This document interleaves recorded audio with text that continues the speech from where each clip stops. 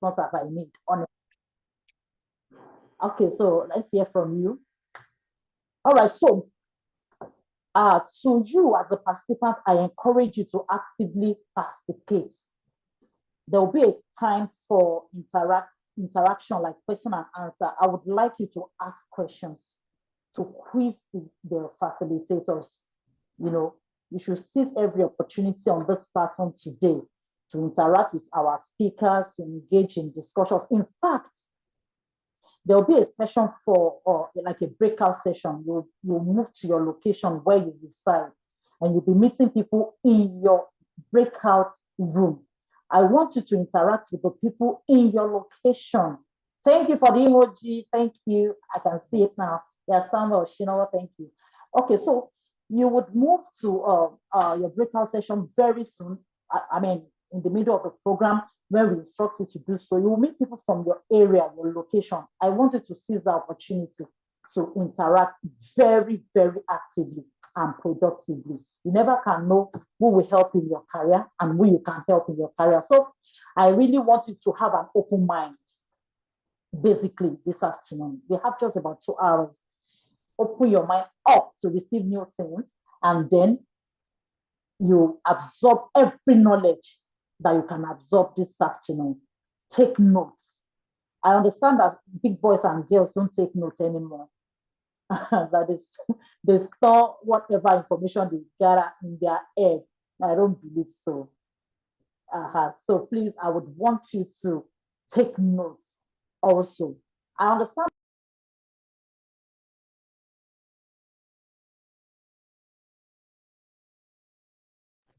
Yeah, I understand that this event is being recorded, but at the same time, I want you to take down notes, essential, key points, the points that really speak to you. Put it down in your journal, in your jotter. You can go back to it.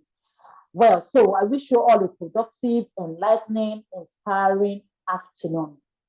So let us collectively embrace the opportunities that we have before us as we embark on our journey in 2024 to take charge of our careers. Yeah, thank you very much for your time. Good. So that's about the event for today. And like I told you, this program is organized by the Young Professionals Forum, the YPF. Many of you are conversant with YPF. You know what we do. We build young men, for the future using different strategies. I also shall be sharing with you the program schedule for this afternoon event. We shall be seeing it shortly on your screen. So then the Accountants Pathfinder is a sponsor with us in this planning. They are our supporter, the YPF supporter on this symposium. Thank you so much, the Accountants Pathfinder. And who are they? The Accountants Pathfinder. I'll just tell you a brief something very tiny little bit about them, about the Accountants Pathfinder. They are a fast-paced finance educational institute known for raising chartered accountants and world-class finance professionals. That is about them. That is what they do. They are more than educators. They are not the regular educators you see here and there. They are architects of success for aspiring accountants. So if you are an aspiring accountant or you are an accountant, you should identify with this organization. Are you getting it? So they have a commitment to excellence. All right, so that is about them. We want to appreciate you more. The accountant professional, the Pathfinder, for deeming it fit to partner with us on this case. Thank you, thank you, thank you. So let me also say to you that we shall be sharing you some materials, the facilitators' slides, the information you think you need to enjoy the event very robustly. So at this time, I would want to invite the president of the YPF, the the president of the Young Professionals Forum, the president of Daniel Bamigbayan. He will be giving us his opening address. Thank you, President. Over to you.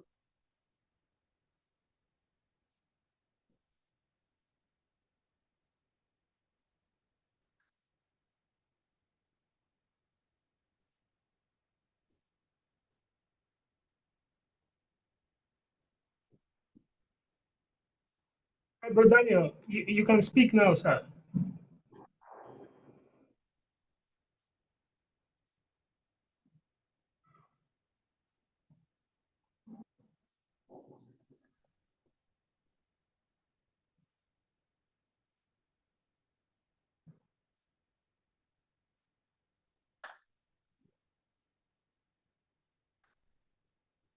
Okay, so we expect the president of the Young Professionals Forum to come up now to give us a very brief opening address.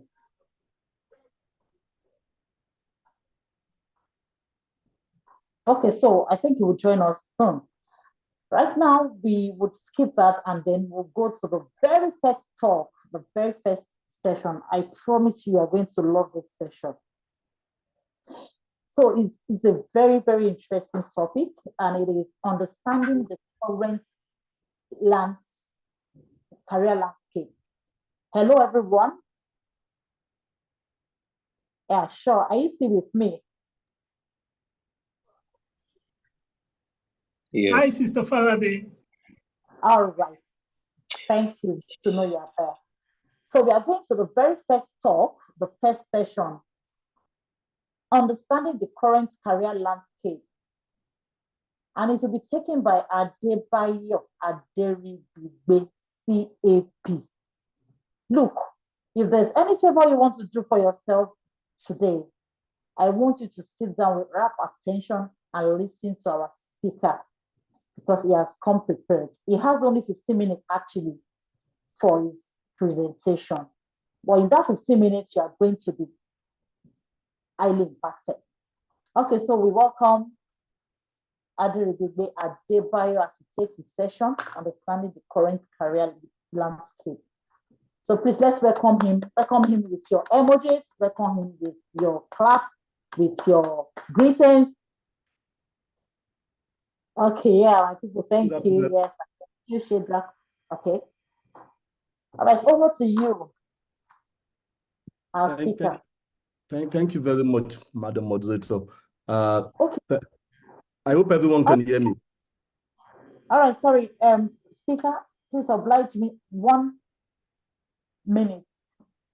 Okay. To just use Adebayo Aderibigbe to them. Please, just 1 minute.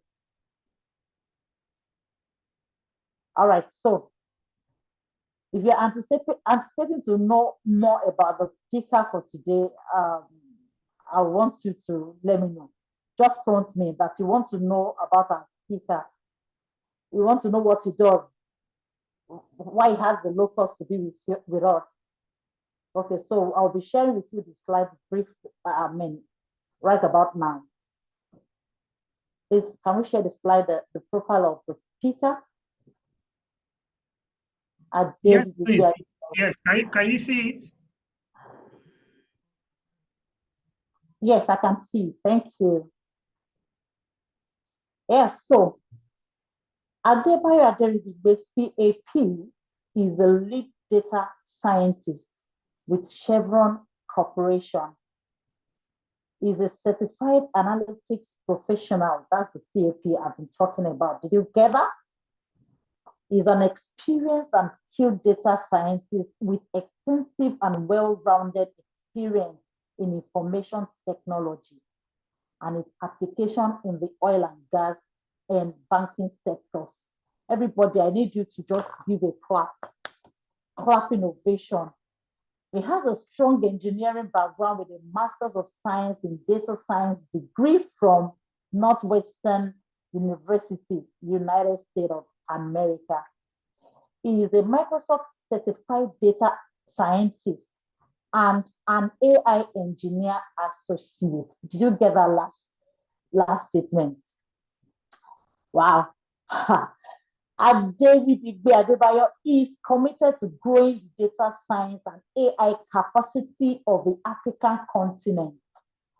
His motivation is tackling difficult problems impacting businesses and the society with data science and artificial intelligence. I hope my people are reading what I'm saying. He knows data science and AI can make a huge difference. That's his belief. And we are applauding. Hence, his decision to continually grow his competence and helping others to do likewise. Aderibigbe Adebayo is a data science and AI community leader, a data science mentor, a speaker and convener of data science and AI events, and participates actively in the application of data science stroke AI to solve problems in businesses and also in social, solving social problems. He is the founder of the Lekki Data Science Meetup. Can you just please give him a round of applause to welcome him as he takes over the stage now? So, wow. Thank you. I leave it the same way you came. So thank you very much. I hope everyone can hear me. Yes, we can hear you. Okay, so thank you very much, Madam Moderator, and thanks for the session. So would you be presenting from your end, or should I present? I know that I already have something. I'm seeing something already on the screen. Okay, thank you. So today we're talking about understanding the current career landscape. And you would notice particularly we have three authors of this presentation slide, myself, co-pilots, and BAD. I hope we're all familiar with these two, but again, if you're not, you could easily, if you go to Microsoft Edge, co-pilot is like ChatGPT for Microsoft, and BAD is the Google version of it. If you look at the picture that we have up, I know very little about graphics, but this picture really was created using Copilot, basically just asking, give me a picture that represents the current career landscape. And if you look at this picture, I think the question I probably want to ask every one of us is, I'm looking at the chart, what do you see? What do you see in the picture? So I'll tell you, first I see a lot of green, giving us a sense that there's a lot of conversation in the world today around sustainability, around renewable energy, around how we can preserve our planet. We just recently had the COP events, and a lot has come out from it. If you look further down into the picture, we see cars, and then if you think of cars, you think of transportation, you think of energy, you think of those driving the cars, and then you start thinking of health, you start thinking of families. It really depends on what you see. And I do hope that every one of us can find our career some way, somehow, in just looking at these pictures, and at this picture in particular. If you're into engineering, you see buildings, you start thinking of maybe electrical designs that can be part of it. So, and I hope we all find ourselves there. And I think that's the first thing I probably want to put out to us, that the world as we have it today is a compendium of a lot of skill sets, and all these skill sets are actually evolving, and there's room for everyone. There's room for everyone. That's what I want to emphasize. Please, the next slide. So our talking points today are like around 3 things, and I'll share my thoughts.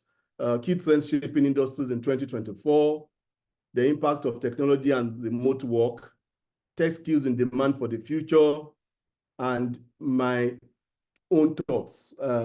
Again, it's so easy to put all of this together today using ChatGPT, particularly so the Copilot, because that is current.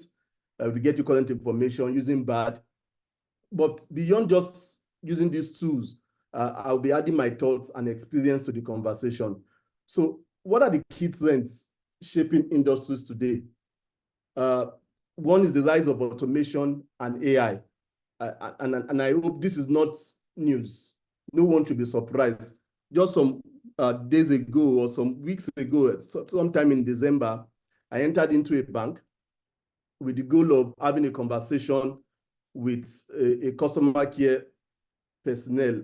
And when I first to drive down to the bank, I needed to make use of Google Map because I couldn't find my way to drive down to the bank. On getting to the bank, I realized that the doors were locked. And the only way I could enter, and please, I'm not painting a picture, I'm telling you what I experienced. The only way I could enter was either to present my ATM card to the door or to present my driver's license. And upon doing that, the door of the bank opened to me. And I now go into the banking hall and find out that there was nobody in the banking hall.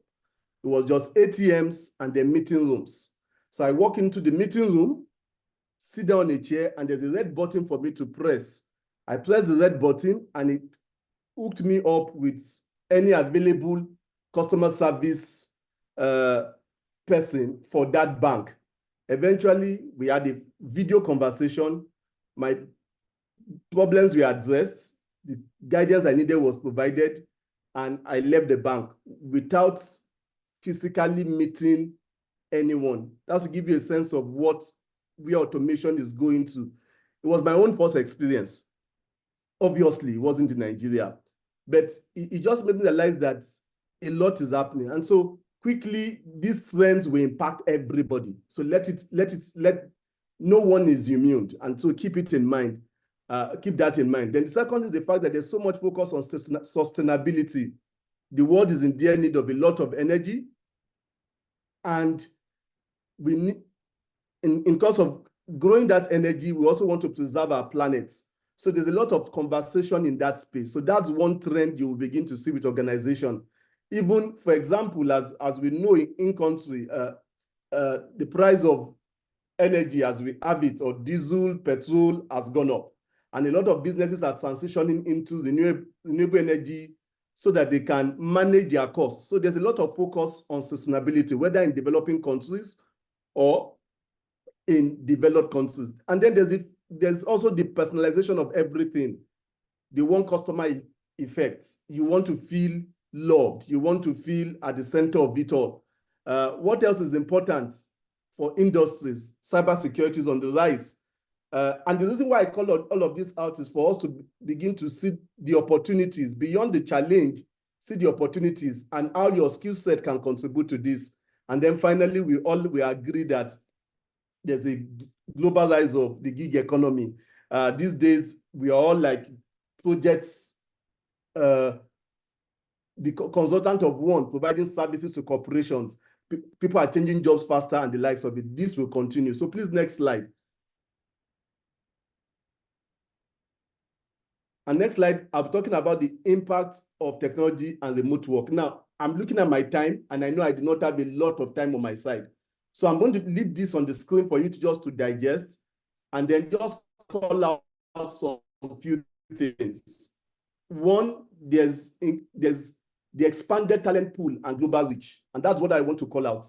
What technology affords us and remote work affords us is the fact that, one, you as a person can compete for a job in the US, can compete for a job in the UK, can compete for a job all over the world while being seated in Nigeria.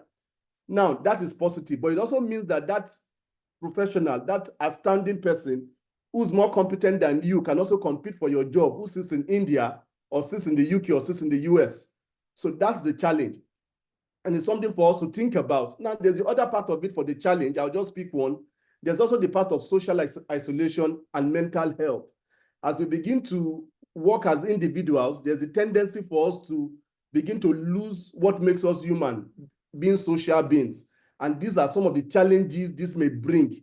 And this in itself also would have effect on the workplace, because many of us, as we work remotely over time, may not be able to even interact in the workplace effectively. Please, next slide. So what are the tech skills in demand? Basically, all I did was just ask BAD, what are the tech skills in demand for the future? And this is coming directly from BAD. And BAD is created by Google. And if Google is telling you that this is what they believe are the tech skills for the future, please, I would just simply say agree and accept it. 2016, the CIO for where I work talked about the first three. This first three is still relevant today. And please find your place in this. Please, next slide. So Gartner is one of the consulting firms we have that tend to do some research on what emerging technologies are. If you look at the slide, I just want to focus at the top. You see cloud, you see generative AI, which is the likes of ChatGPT, Copilot, Bard, and the likes. And these things already, even though Gartner is saying that these things would have impact in the next 2 to 5 years, I personally believe that generative AI in particular would cause massive change henceforth. And recently I was in a conference and I saw the things that were being created, and I've concluded personally that generative AI will be the next World Wide Web. Please, let's go to the next slide, because I want to quickly get to my thoughts. This is from IEEE, their own prediction for 2024. You see 3 buckets. Sustainability again is showing up. So even though you're not in IT, you should be asking yourself, how does my skill contribute to sustainability? There's digital transformation. Every organization must be digitally transformed. Your work, how does it contribute? How is it enabled? How does it support? How does it add to this?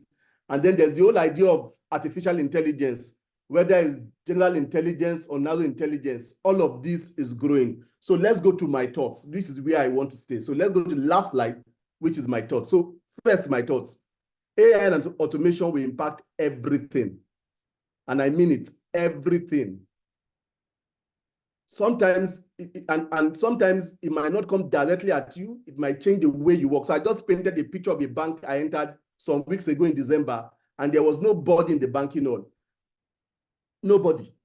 I could withdraw money. I was able to engage customer service. Yes, that wasn't AI, but it was automation. So AI and automation would impact everything. 2, skills will continually get commoditized. So today, for example, being able to do analytics seems to be old. Yes, cutting edge. But I tell you, just like Excel has become pervasive in the organization, data science analytics will also be very pervasive. So you as a person need to start asking yourself, how do I stand out? So what I've said here is premium will be king. If all you can do is build a website, there's more to it.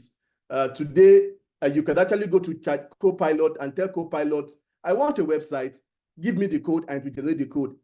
If you are a product owner, you could actually go to Copilot and say, give me the user stories, or you are into Agile, give me the user stories I need to create a solution.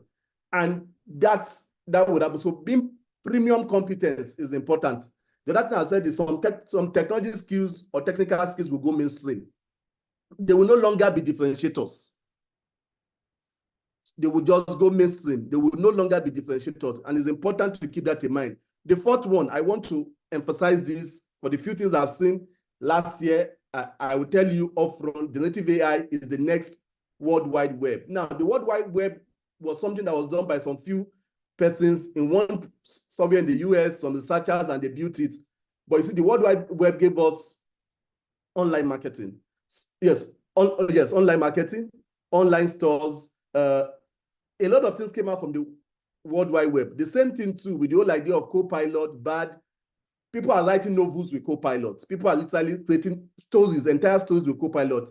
Yes, the World Wide Web is just the World Wide Web, just like generative AI is just generative AI.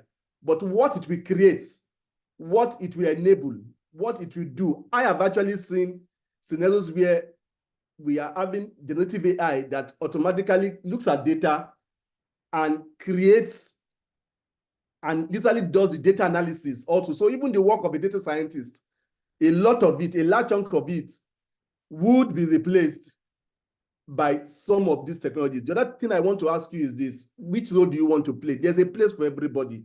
I know I'm in want of time, but I want to spend some time here. You are either an implementer or an adapter. So one option is to be part of those creating these tools, creating this technology solution. And that point is to step back and say, I'm in the legal practice. I'm an accountant. I'm an auditor. how can I leverage these tools to create value for my organization, to create value for businesses? How can I leverage these tools? So take, for example, you're into audit. These days, I'm aware that one of the big four is big auditing firms already investigating how can we do auditing with AI. So rather than have people go through the process, can we do auditing with AI, do auditing real time, and do compliance real time? So if you're into compliance, you want to start asking yourself, what can I do? A lot of us many times just think, oh, I'm going to be an implementer. So people drop their legal practice, they drop the things they already know and say, no, now I'm going into IT. That's one approach. Another approach is to see how can I adapt, take this competence and apply it into IT. New skills are coming up. So we are beginning to have prompt engineers. People know how to ask better questions to make things like Copilot, generative AI give better answers. We are beginning to see things like analytics engineers that we never saw some years ago. So new roles will be coming up, but we need to evolve. The next thing I want to draw attention is you can be world class. Keep that in mind. You can be world class.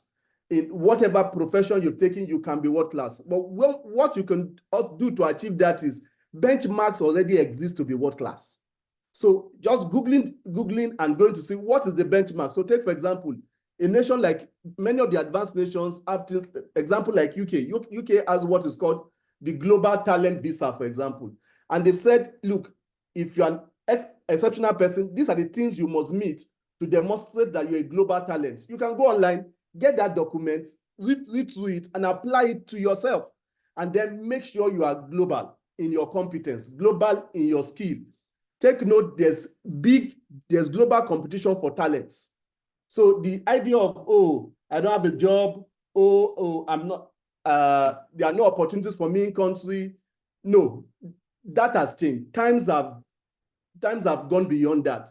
You need to realize that there's a global competition for talent, and the best of talents, wherever they are in the world, nations, companies, organizations will go for them.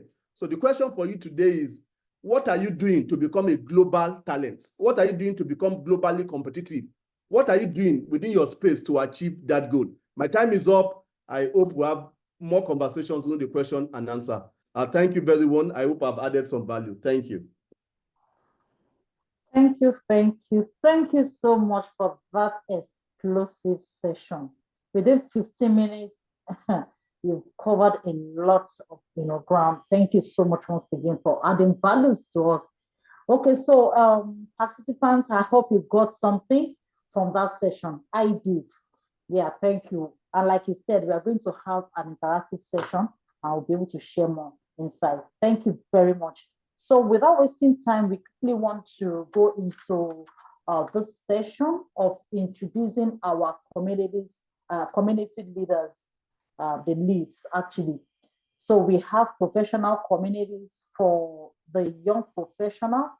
That is, we have different professions having their platforms, their own community, interacting and all that. We have communities for law, for engineers, for those in business, agree, and all that. Okay, so we would invite Tokwe Kolade to do the introduction of the community leads, those who head those communities. Thank you. Over to you.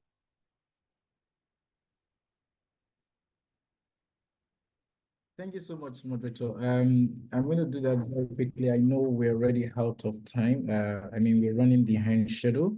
I'll start with the law professional community. Our host, Barrister Troyo Falade, is also the lead for that group. And I'm sure she has a lot to say to you. A lot is happening on that group. At some point, to hear something from a member of that group, just sharing what's obtainable from that group so far. We also have the engineering professional community. We'll also speak to that very shortly. I hope that engineer Matthew Olanrewaju is on the call, or at least he has a nominee to speak to what's happening on that group. I lead the finance professional community as well. We have Emmanuel Ayode for the agri community. The media committee is led by Bro Moses Adio. We have a community for those who are into education. Bro and Abel is responsible for that. For ICT, we have Bro Jeremiah Imikai. For medical, we have Dr. Afam Dunoy. For the technicians and artisans, we have Bro Sunday Medugo. For the writers, we have Bro Ebenezer. And then for those who are into law enforcement, interestingly, we have an ASP, I believe, Oluwashim Obamoyegun. I'm hoping that they are all on the call. Please, if you are there, just a 1 minute shout out will do from you, in no particular order. Maybe we'll start from Barrister Atrayo Falade. I know you're the host. Just say something about your professional community, and then we'll take turns and then we'll move on. Okay, thank you. Yeah, so I coordinate the law professionals community, and it has been a wonderful experience on that platform. We have lawyers from different areas of law, those in private, public, startups, those in organization, lawyers from different places, rubbing mind. We attend seminars, we share vital information that you cannot even buy, with money. We hope that subsequently we'll still do better than we are doing right now. So that's what I would say for now. So if you're a lawyer and you have not joined, I want you to reach out to us so that we can add you to our platform, and they will be sharing our link soon. Thank you.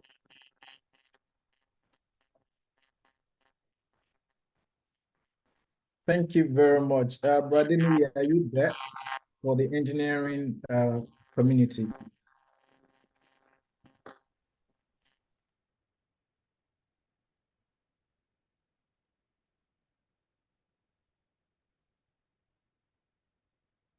Okay, do we have Dr. Afam? I think I saw Dr. Afam. Can you unmute and speak?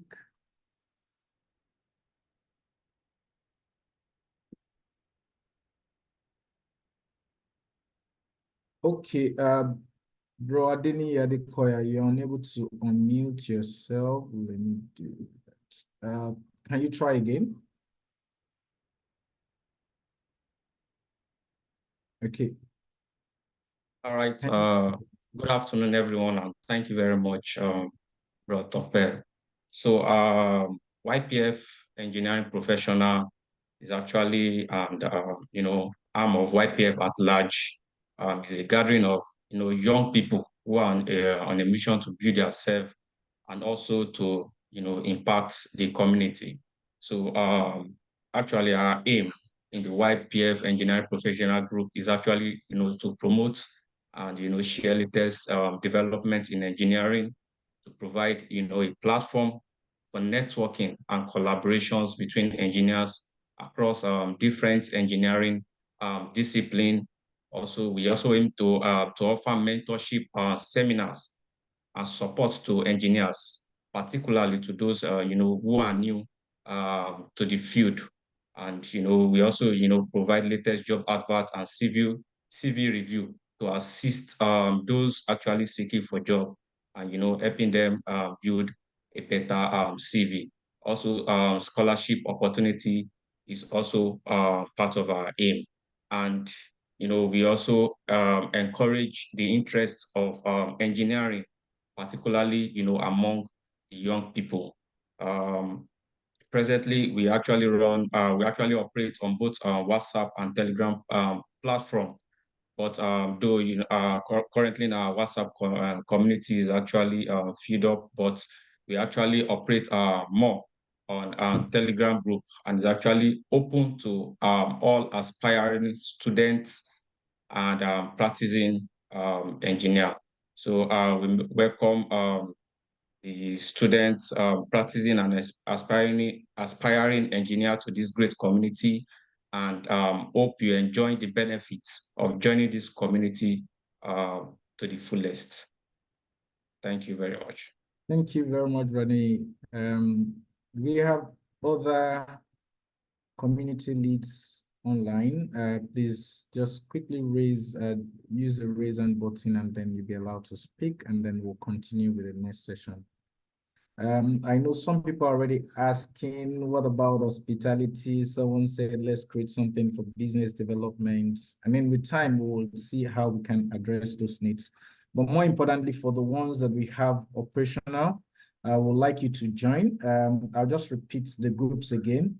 I know there some persons might be experiencing some network glitch at the moment, and maybe that's why they're unable to join. Yes, we do have one for teachers. I'll go over them. We've heard from engineering, law, talked about finance. We now have Telegram groups. Bradley talked about the fact that we're having challenges with the fact that the community is filled up. So we have Telegram groups, and the links will be shared at some point during this event today, so that you can join whichever groups applies to you.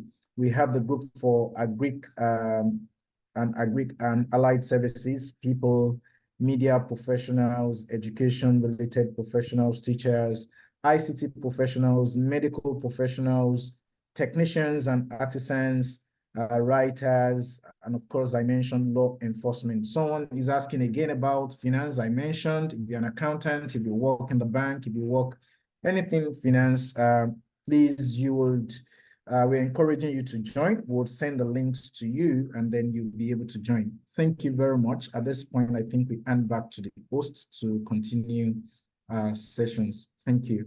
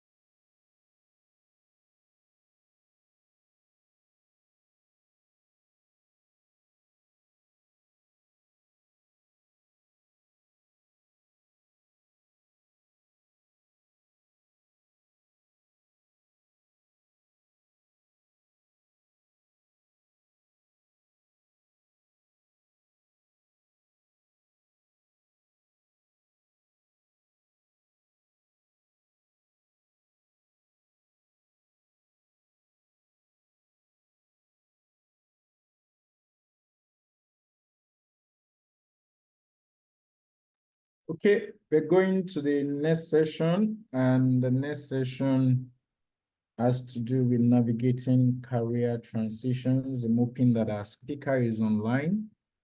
Please, can you confirm that you're online?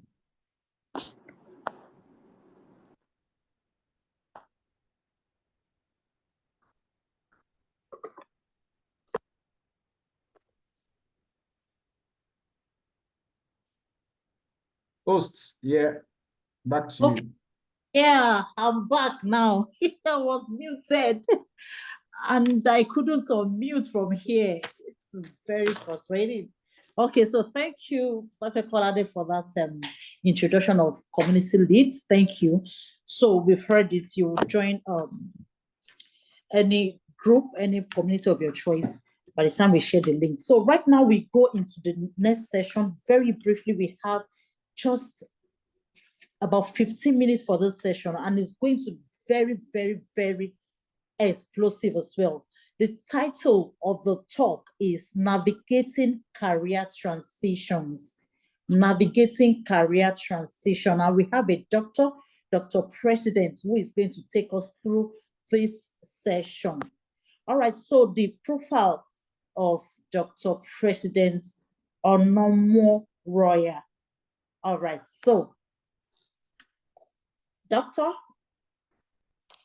President Onomo Roya is an accounting enthusiast, a businessman, and an academic activist.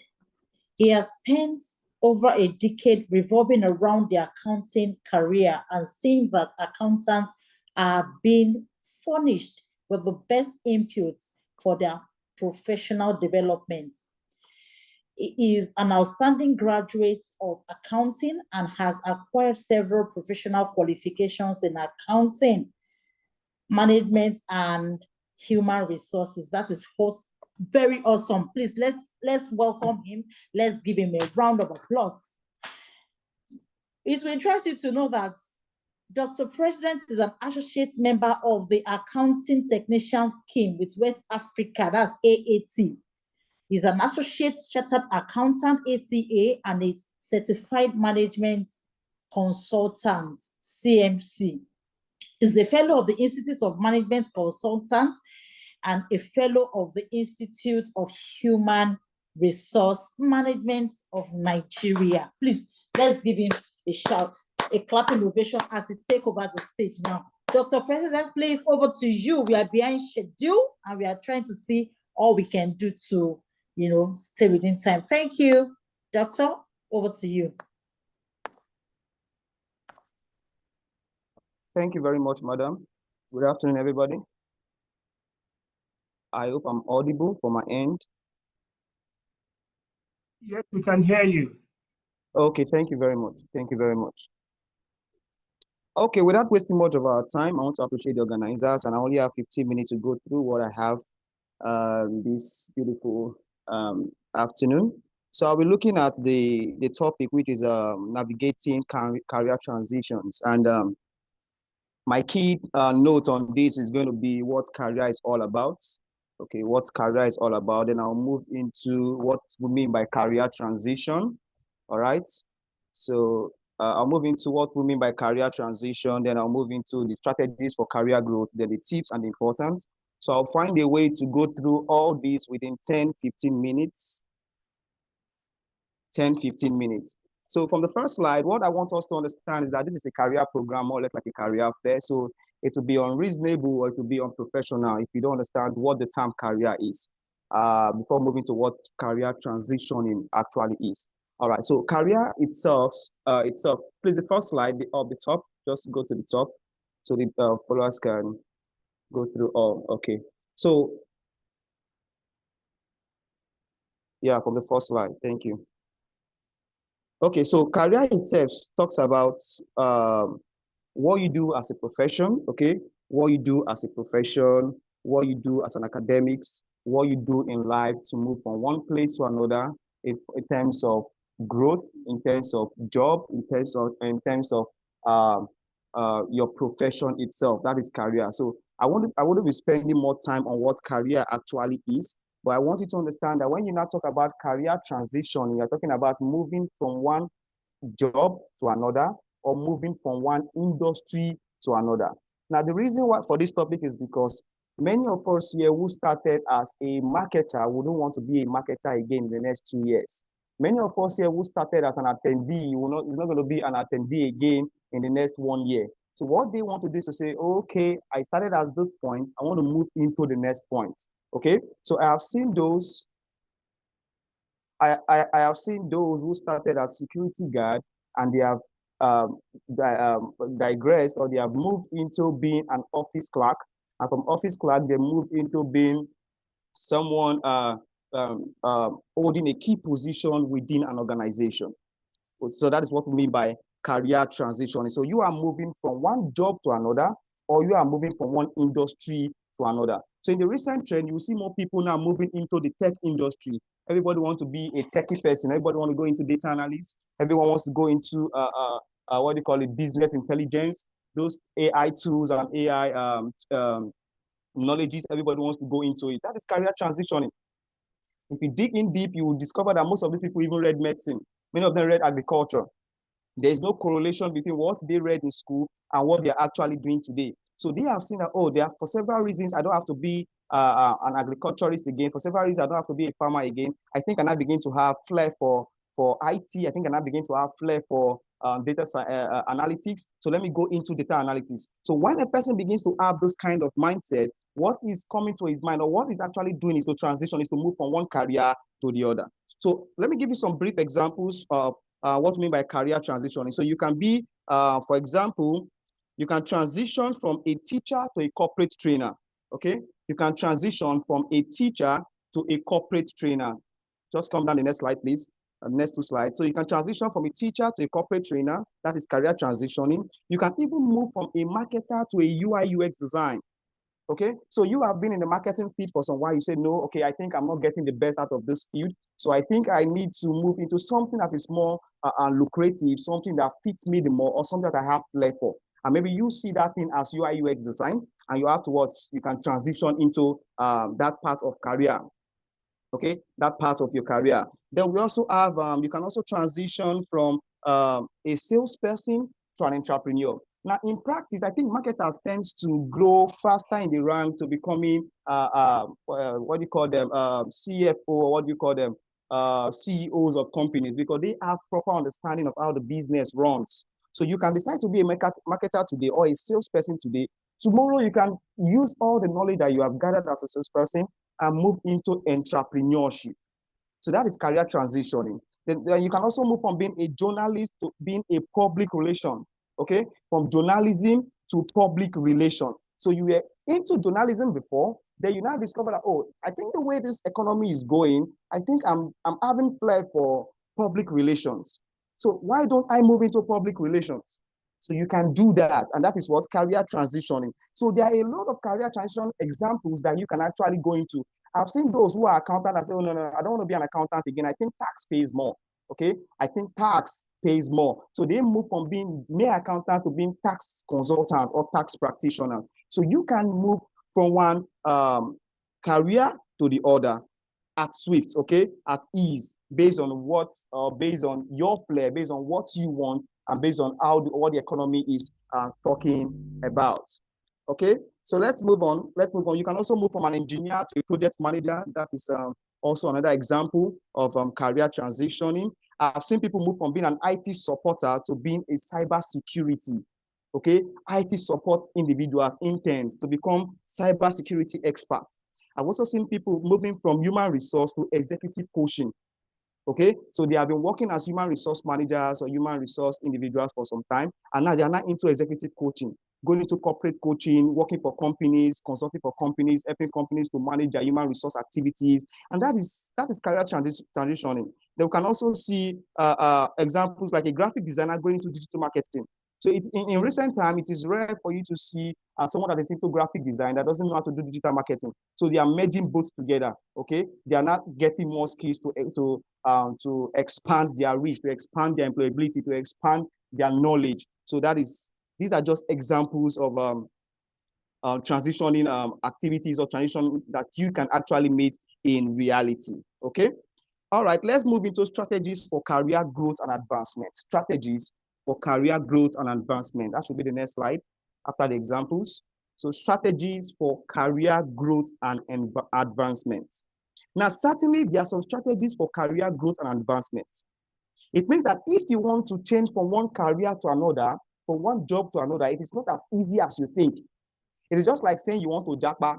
There are a lot of people who have been frauded or being the fact that they want to japa. Okay, so if you are thinking of moving from one industry to another, it is not as easy as you think. So there are some tips, or there are some things that you need to know. There are some strategies that you need to bear in mind. Now, what are these strategies? Number one, set clear goals. Even the Bible says that it says, jot down your goals, isn't it? That he that readeth it may run. So if you have a goal, like for example, everybody before this year 2024, they have all written their goals in December. Trust me, that place that they've written that goal, some of them have not even opened it even up to now. Oh, when it comes to January, in January I'm going to do this, in February I'm going to do this. You have jotted that goal on a paper or in your diary, but now we are in January. The shackles of life is shaking you to the extent that you've even forgotten the book that you even wrote that goal. Your work stress and everything has started telling on you. So the first thing that you need to do is set a clear goal. So it is easier to set a goal, but it is more difficult to apply apply those strategies in that goal. But first of all, take that first step, set out your goal, take a jotter, jot down your goal. Do I want to remain in the accounting field for long? Do I want to remain as an attendee for long? Do I want to remain as a security guard for long? Is this what I'm going to use to feed my family? Is this what I'm going to use to get that car, that house that I want? Now, if you ask yourself those questions, that is going to give you an insight into the goals that you think you should achieve. Oh no, I can't be a security guard for this long now. I can't work as an office assistant for this long. I think I need to take up a course. I think I need to go back to school. I think I need to meet up with engage myself in some kind of professional activities that is going to step my reputation up. Okay, so that I can take up better activities, better job offer. So please set out your goals. Now, once you are done setting out your goals, I think that you should also move to continuous learning. The day you stop learning, the day you die. Okay, despite the qualification that you have, you keep learning. Even a professor is still learning. Even an aged man in his 80s, 70s still learns new things. So if your goal is well spelled out, sir, ma, please focus on continuous learning. And that is the part I have problem with many individuals that are trying to say they are building career. I've seen many youth that say, oh, I want my life to be better this year, and they are not ready to spend money. So for you to engage in continuous learning, believe it or not, money is involved. Believe it or not, time is involved. Believe it or not, motivation is involved. Believe it or not, commitment is involved. So the day you say, I want to learn a new skill, the day you say, I want to learn a new discipline, you must commit yourself to so many things. You must nurture yourself to so many things. So please bear that in mind, that continuous learning is one thing that you cannot do without. Then after that, you must network. In fact, this training, this symposium today is a point of networking. I love what YPF is doing with our Accountants Pathfinder. This is an avenue where you can network. So people say, I'm not too social. I don't know what a man is doing at home after work. That is what one of my bosses will say in those days. He said, you close from work and you just drive home. What are you doing at home? Are you getting money from home? You're not getting money from home. At least when you close for work by 5, go and hang out with the boys. Okay, hang out with the boys. Spend 1 hour with the boys with some drinks. That does not make you responsible. Hanging out with the boys can bring you new ideas. Hanging around with the boys, or out with the boys can give you new connections. So rather than closing from work and going directly home and say, I'm tired, you are using a part of your days or part of the hours of your days uselessly. So please try and network. You can network on social media, which is one of the most popular. You can also network hanging out with the boys every evening, so maybe 3 times in a day, in a week, okay? So when I mean the boys, okay, when I mean the boys, it can be your friends. Those are the boys, your friends, okay? You can meet up somewhere. So there are some businesses that you will not see on social media. So there are businesses that are clicked in the beer parlor. Let me just use that word. There are some businesses, big businesses that clicks, okay, in secret rooms. And until you hang out with the boys, you will not know how this business is run, okay? So try as much as possible to network beyond social media and hang out with the boys, okay? So next is going to be performance excellence. Performance excellence. Whatever you do, ensure that mistakes does not come from your end. That is what it means, okay? Performance excellence. Whatever you do, if you decide to say, today, I want to move into tech, ensure that if you are doing tech, you are the best of the kind. Okay? If you've chosen to do graphic design, your works are top notch. I have seen a guy that waits for his tailor, even despite the fact that there are several other tailors, or what you call designers, wears designers available. He said, no, I cannot give my shirt, my clothes to anybody. This guy must be in charge of my clothes. Why? Because this guy delivers excellence. So the day you say you want to transition, ensure that before you even transition, are you doing well in your present state? If you are not doing well here, how will you do well in the other? Okay, so even if you are not doing well here, ensure that where you are going to, you are positioning yourself to do better. Okay, so because of my time, I won't be spending much on that. So that is what we mean by, that is what I mean by performance excellence. Then you move to seek feedback. Seek feedback. How do you get feedback? At your place of work, you have superiors, you have friends. Try to, whenever you do a pitch, maybe every Monday meeting at your place of work, try to get feedback from that your party at work and say, how do I perform? Did I make any mistake? Doing that does not make you less than that person. You're only trying to check out yourself, check out your level, and see how you can do better tomorrow. But many of us today in this current Gen Z economy and Gen Z territory, we believe that, oh, we are the best. I'm chartered, I'm this, I'm the best. No, somebody else lower than your cadre can correct you. Okay, somebody else even younger than you can tell you how it should go. Okay, so these things are what you should bear in mind. Seek feedback as an employee, seek feedback. Even employers seek feedback. Okay, as a trainer, as whatever you may be doing, try to seek feedback. But that is going to position you in a better place tomorrow. So because of time, I will just brush through the others. There's what we call effective communication, which is very important. That is, it aligns with your feedback. Try to communicate. Try to always, oh, I'm a reserved person. Who the reserve help? Huh? Who the reserve help? I'm a reserved person. The day you stop communicating, okay, the day you stop communicating, the day you begin to lose facts. And when I mean communicating, not lose communication, try to be engaged in lucrative communication, communication that brings money, communication that enhances relationship. Okay, so that's that. So please, that just we have other ones like adaptability, mentorship, promote your achievements, build a personal brand, career planning, and the likes. So I'll be moving up to the next one, which is going to be tips for transitioning between industries. So there are some tips that you should bear in mind, please. One is self-assessment. Assess yourself. Am I fit to go into this new industry? I am moving from banking to insurance. Am I fit? I am moving from accounting to tax. Am I fit? So self-assess yourself. Next is research on the new field you are going to. Whatever you are going into, please research on it to get more ideas on that. The next is what? You network. And number 4 says skills development. That is very key. Enhance your skills. There are so many materials online you can actually use. YouTube, LinkedIn, whatever. There are so many organizations that are into training. Enhance your skills through that. Then we have tailor your resume. So people's resume are bandadas. They are very bandadas. So get a professional to tailor your resume to where you are going to. Then we have create an online presence on LinkedIn, Facebook, whatever. Just create an online presence. Let people see what you do. And from there, who knows, you can get a better offer. So that is that. So I'll be moving to the last part of my slide, which is stating importance of continuous learning and upskilling. Importance of continuous learning and upskilling. Okay, so I'll just take about 3 because of my time. Now, one is adaptation to technological advances. Let me make this clear that Nigeria or the world 10 years ago is not the same world we are living today. Okay, it's not the same world we are living today. So you must ensure that you are what? You learn new skills, or the importance of these skills will make you to adapt to technological changes. And next is career advancement. You are learning a new skill because you want to advance in your career. Then next is increased employability. If carpentry did not favor you, okay, learn another skill. In case you see job relating to carpentry, if you did not see it, you see the other one relating to fashion design.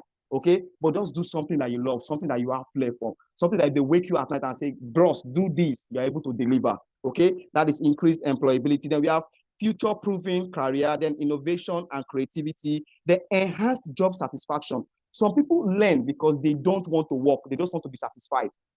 They just want to know that, yes, if you call this person's name, you know how to do it. I've seen so many people that have ACA, they are not using it to work. They have MBAs, they are not using it to work. They just want to be self-fulfilled for personal prestige only. Then next is going to be globalization and cultural competence. And finally, we say building and learning organization. Ladies and gentlemen, at this junction, I believe I've been able to pass my message within my 15 minutes of being given time to address this. Thank you, moderator, and thank you, everybody. Thank you very much.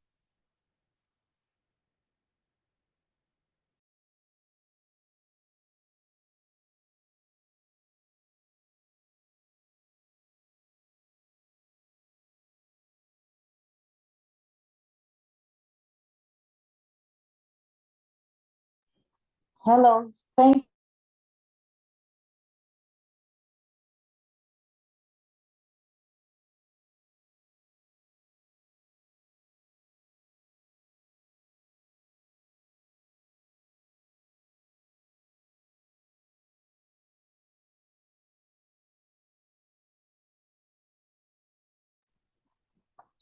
we move quickly to the next item on our agenda. Thank you again, Dr. President, for that insightful talk. We appreciate you so much. All right. So without wasting time, we want to break out into our locations. So what we want to do now is you would see an icon on the screen. Click on that icon and it will take you directly to a page where you can click on your location. This is a breakout session. So you would mingle with the people in your location. Once you enter that room, you will have a short talk that will push you forward, upward in your career. So can we have the breakout? Okay, yeah, so we have it now. Look at your screen. On the left-hand side up, you will see an icon, join breakout room.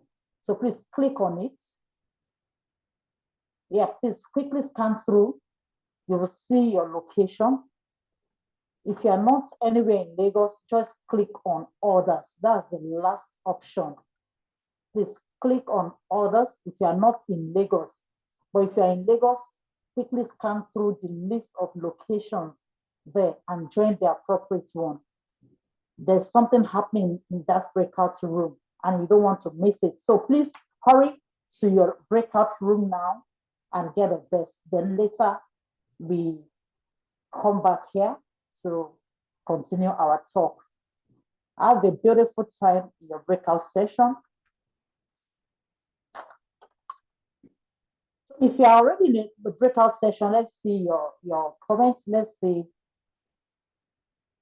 If you're there, just drop a note on your platform. Yeah, somebody said, I can't find the breakout room. You can find it, just look up on this screen on your phone now or your gadget. You will see a symbol, an icon that says join breakout room. Have you seen it? Click on it and you'll see a list of locations. Look at it and pick the one that applies to you. If you are in Ikeja, just click on Ikeja. If you are in Lagos Island, click on Lagos Island.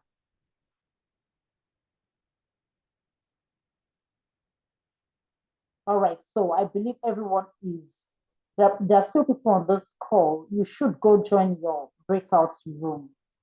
Please enter your breakout room by clicking on the left-hand side of your screen. You will see that icon there, join breakout room. Just click on it, it's pretty easy. Yes, please, teachers in the breakout room, let's start our classes now. Let's engage the participants maximally within the short time we have. I'm sure they will enjoy it. And please, participants in the breakout rooms, ensure you network with somebody, at least one person. Network, interact, get somebody's contact, push yourself forward. You need to do that intentionally. If you are not in Lagos, like I mentioned, please just click on others. That's the last option on that list, on the list of locations. You are outside Lagos, you are outside Nigeria, just click on others. Somebody is asking, how do I join? Yeah, just look up on your screen.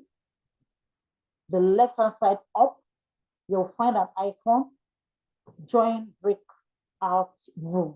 Click on it and check for your location. Yeah, so for that breakout session, we are just about 15 minutes. And the time I started ticking.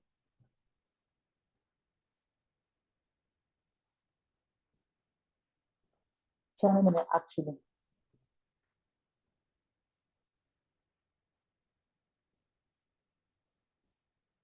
So if you are still on this call and you have not joined your location, please do that now.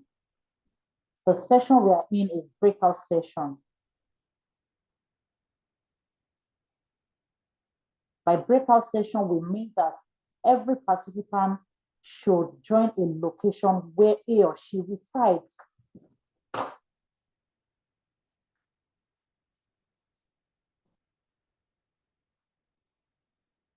If you do not reside anywhere in Lagos, just click others.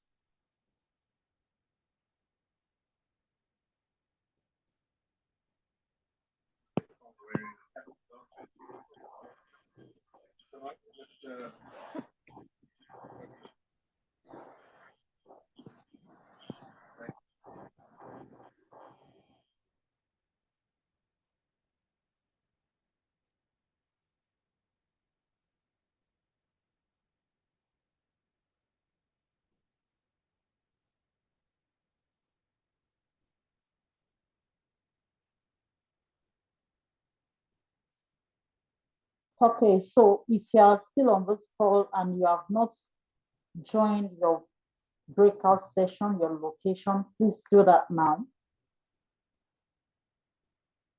on the right-hand side of your screen at the top, click on the icon, join breakout room.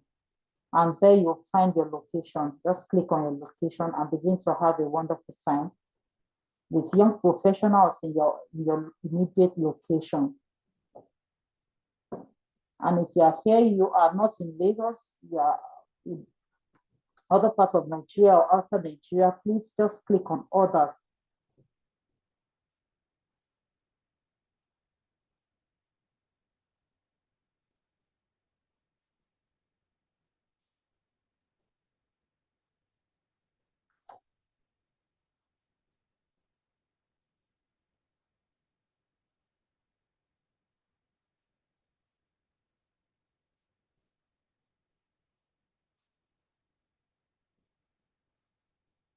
Okay, so if you're on this call and you are not sure of your location, I don't think anyone wouldn't know his location, but peradventure you're not sure of your location, just rename yourself and put your area, then we'll automatically assign you to the room.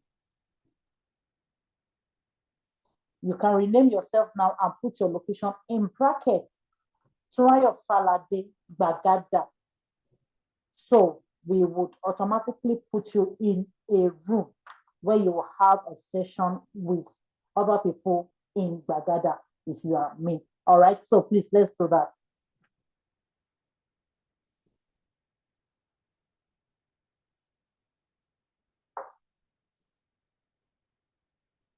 Abimbola Oluwajembola, are you already in a room, a breakout room? Abraham Nwosu, if you can hear me, please join your breakout room. Emmanuel Ishoku, Fatima S.A., Francis Bawa, Joel, Grace Oluwadamilola. Please go join your breakout room. Something fantastic, something beautiful is happening there, and you don't want to miss it.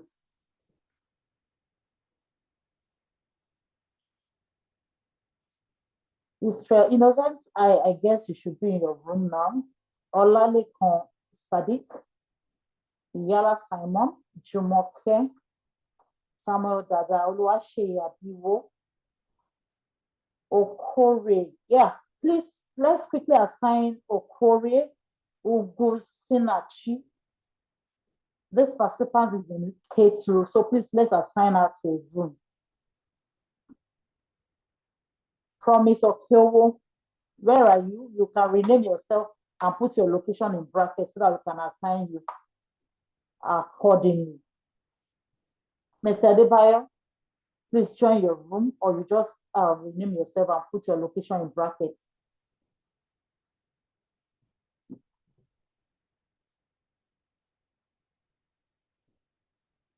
Okay, so Samuel, Emmanuel, if you can hear me, please just click on others.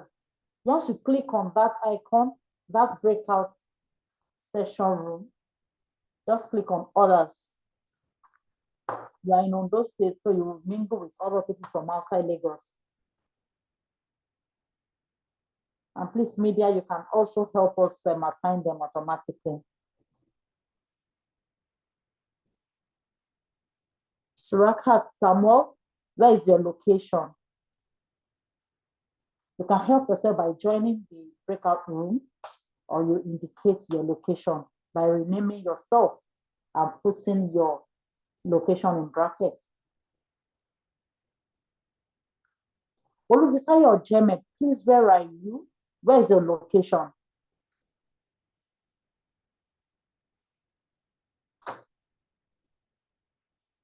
Time is ticking and you need to get the best from the breakout session, so don't waste further time.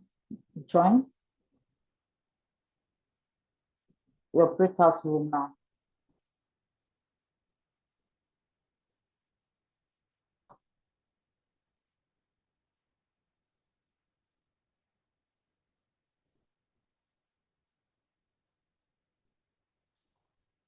Media.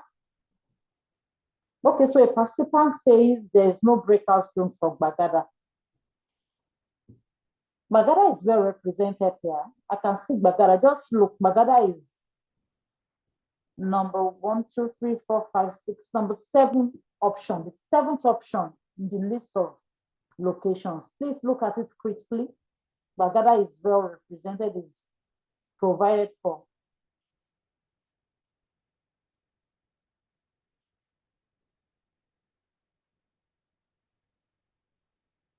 If you cannot hear anything, that means you are not in your breakout room.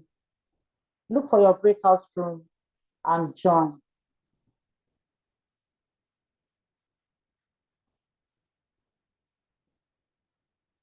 Those who are outside Lagos, you can just click on others.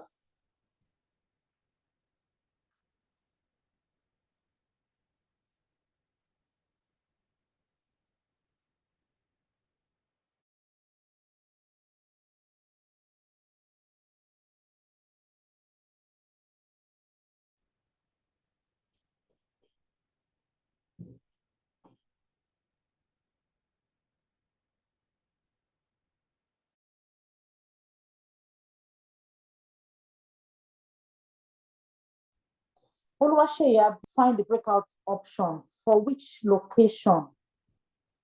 So just rename yourself. If you're having difficulty joining a breakout room, rename yourself on this call and put your location in a bracket, beside your name. Media will add you automatically to your location. Okay, so media, somebody is saying that he's made effort to join through Lyric breakout room, but it keeps bringing him or her back to the main room. Please kindly do something about it. Okay, working on it now. Thank you. Mr. Adejumo Olaoluwa wants to join Ekpe. Ekpe. So, and but Ekpe is here, is in the list. If you can hear me, Mr. Olaoluwa Adejumo, Ekpe is in the list. Just click on the link. I think it's very easy if you just rename yourself and put the location in brackets. That way we can immediately assign you. So just put the location in brackets and you will be assigned immediately. Absolutely. So Blessing from Bagada wants to join Bagada breakout room. So Melayo is in Magodo Shangisha. That should be in K2. Shangisha Magodo is K2. So then Kende Imiye Iyano Ipaja, that should be in Ali Mosho. So I think that is we're trying to find their location by their immediate location. Okay, so if you are just joining this call, I want you to look up.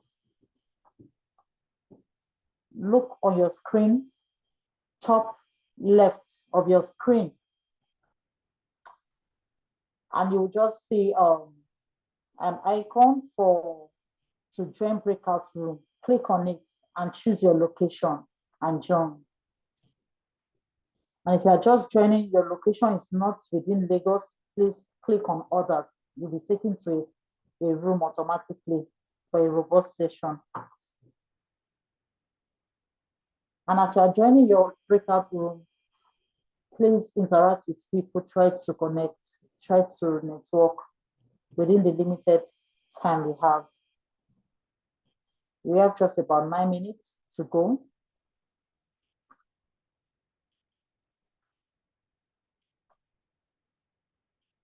Okay, so just keep dropping your name and location. Media will help connect you. Thank you.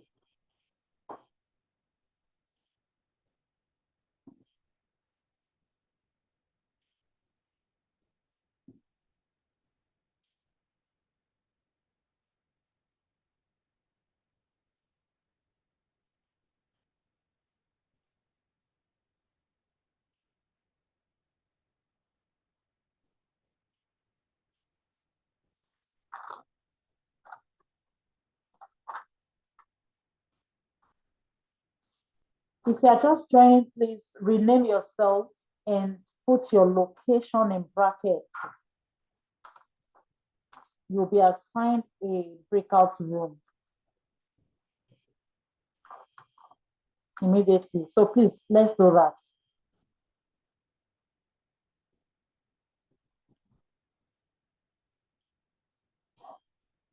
Ayade, please try help yourself. Ayade Samuel. Isolo is on the list. Just click on Isolo and join. I think you are conversant with that.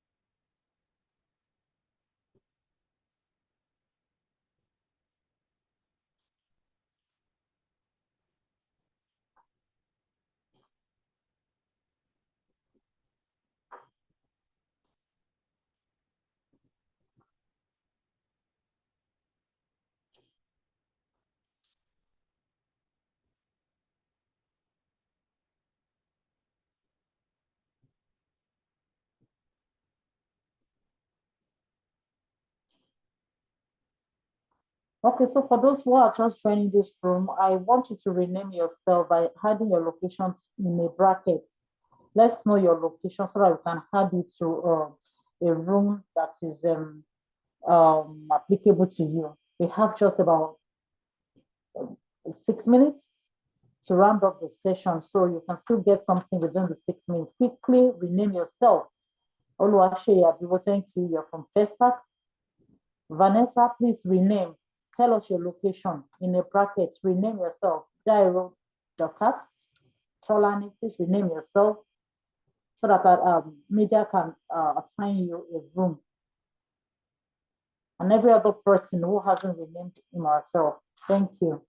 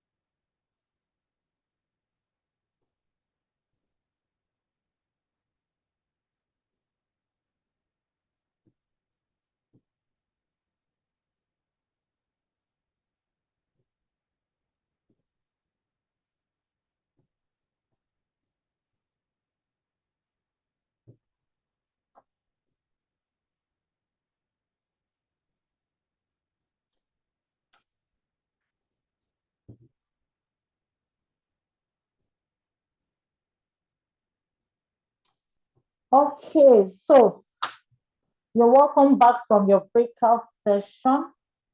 I believe everybody is here now. So if you are back, if you can hear me, please indicate so we can run fast. We are really behind schedule. Sorry, so but we have to pace up now. So welcome back, welcome back, welcome back from your breakout session. Where's everybody?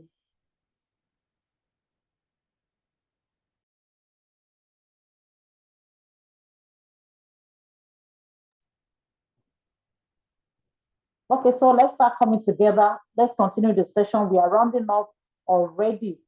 So, but we should be able to take this session and enjoy all that has been, you know. Okay, prepared for us. So we're waiting for breakout room to end while we continue here. Thank you.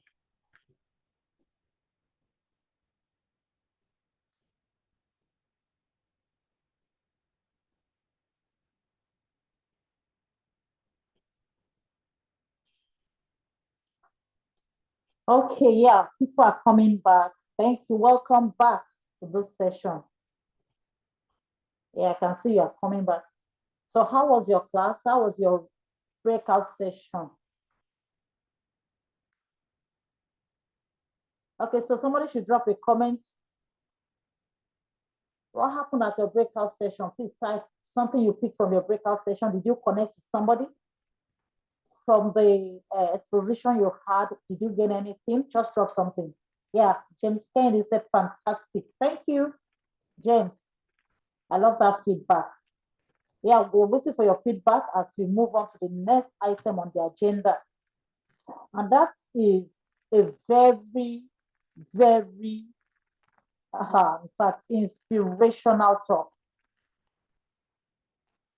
coming from our own Michael Oluwalere, ACA. Michael Oluwalere will be talking to us about networking. And if you notice, I'll be talking about networking here.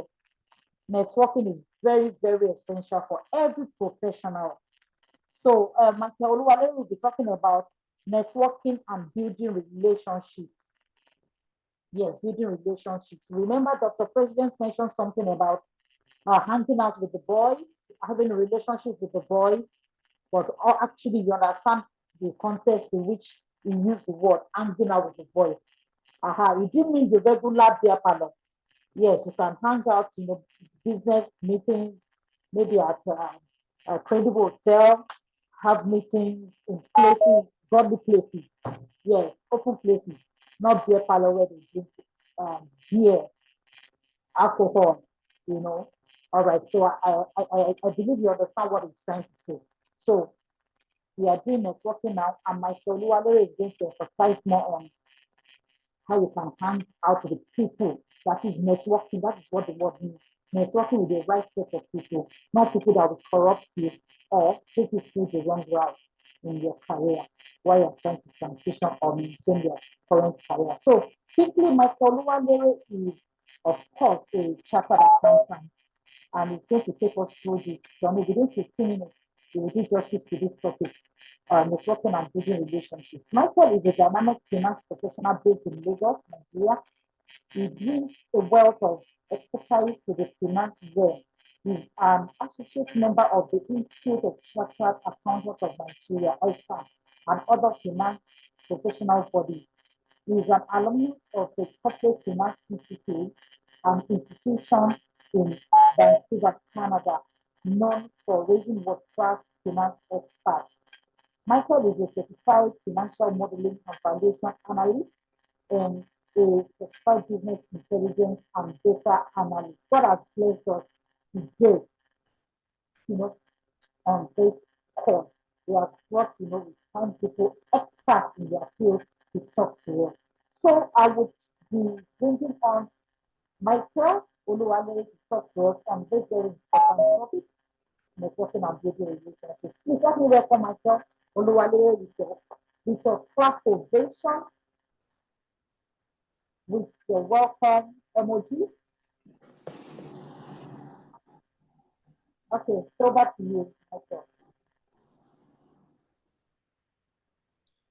Okay, thank you so much. Good afternoon. Good afternoon, everyone. I want to be sure if you can hear Good me. Good afternoon. afternoon, Yes, everyone. yes, we can hear you loud and clear. Thank you so much. All right, thank you, sir. Thank you, our host, Barrister Turayo. Thanks for the moderation of this event. And I thank all the facilitators that have spoken before now, Mr. Bayo, Dr. President. A big thanks to the YPF, that is the Young Professional Forum, for organizing a program like this so that young professionals can learn and grow career-wise. And also the Accountant Pathfinder team, who are the supporting team of this event. Thank you for the support. And I also thank all the invited participants who are joining us for this event. You know, without you, we can't have this event. So thank you. You guys are the most important, people of these events. All right, so quickly, I'm here to speak to us. I only have less than 15 minutes, although I have quite a lot of things to discuss, but I'll try as much as possible to be able to say all this within the limited time.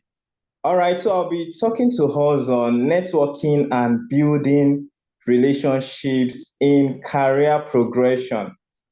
Networking and building relationships in career progression. So yes, so please, can we have the next slide? Okay, so networking is actually things that professional needs to actually do, because whichever profession you are, you actually need networking to grow. Yes, whether you are an engineer, whether you are in the law profession, whether whichever profession you are, the finance, you actually need networking to grow. So networking has an impact on career progression. I'll be sharing with us success stories of people that have gotten to the peak of their career through networking. So yes, so please, can we have the next slide?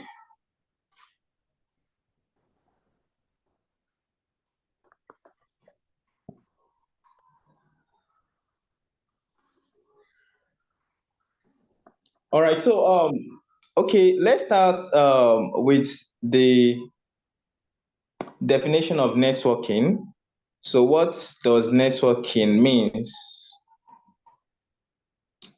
Now, networking is actually an effort you put in place. When I say an effort, that is an intentional effort to put in place to maintain a relationship.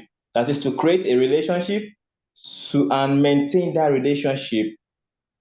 And networking can be done with individuals in the profession you belong to and individuals who are not actually in the profession you belong to.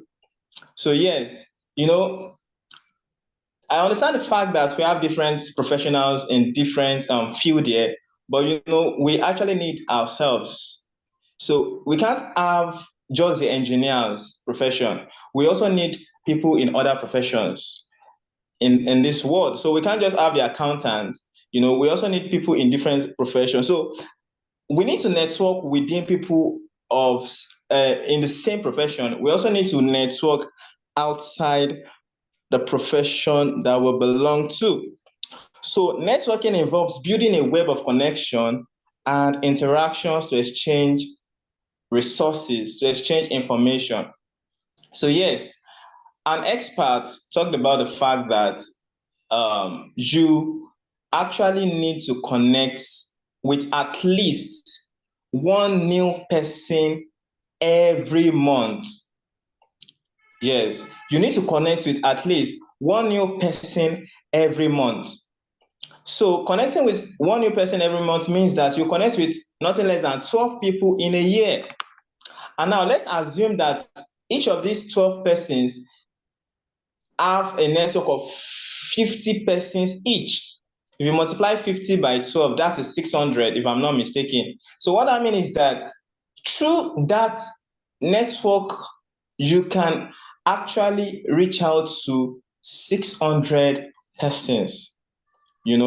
Probably you need something and the person you are connected to knows another person that can give you what you want, then he can easily reach out to that person on your behalf. So that is actually the importance of networking. Networking can occur in various settings, including professional events, social gatherings, online platforms, and through mutual acquaintances. Yes. My colleague, Dr. President, spoke about the fact that you can actually network with people for job opportunity or for career advancement. You can, anywhere you find yourself, you go for an event, look out for opportunities to network with people. And the reason is because of the fact that there can be value gotten from that network. So yes, so impact of networking on career progression. So we have network gives you so many benefits, and networking is actually very, very important as far as career progression is concerned. And these are some of the advantage you can actually get from networking. So yes, you have opportunity discovery, you have knowledge and information exchange, professional development, enhanced visibility and branding, access to resources, career support, and advocacy. So these are the things that networking can help you to achieve.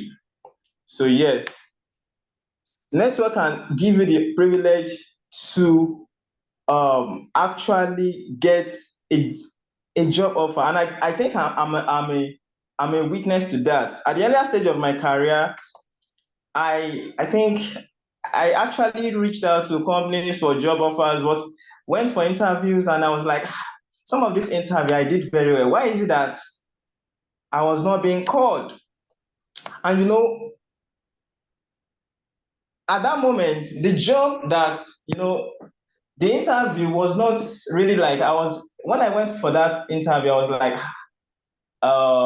the questions were not really, really like as technical as those questions in the previous interviews, and being able to get a job, I was like, okay, so it was due to the fact that I got referral through a network. You understand? So when you recommend, okay, let me just put it like this. You have a job opportunity. Let's say you are the CEO of a company, you have a job opportunity, and a close friend tells you that you have somebody that can do the job. A close friend that you trust tells you that he has somebody that can do the job. Yes, it tells you, yeah. So when the person comes on board, when the person comes on board,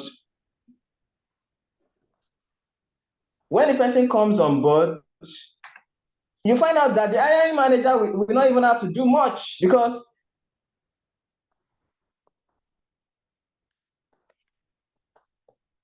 an in-house percentage of networking.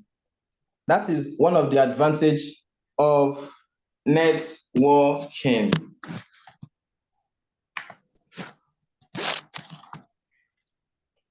Sorry, host, I can't share my video from my end, please. You can permit me to do that. Okay, so yes.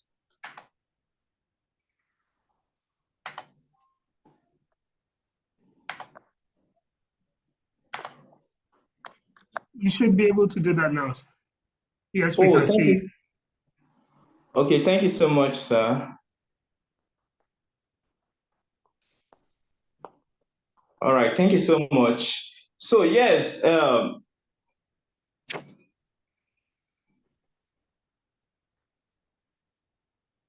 So networking is not a means of, it's not just a means of expanding your contact list. It's not about meeting people and getting their contacts, adding them to your phone. No, that is not what networking is. It's about strategic and ongoing investment in relationship. You need to invest in relationship. And it's not about getting from people, it's about getting and giving. So you have to give out value to people in your network so that they can also give you value.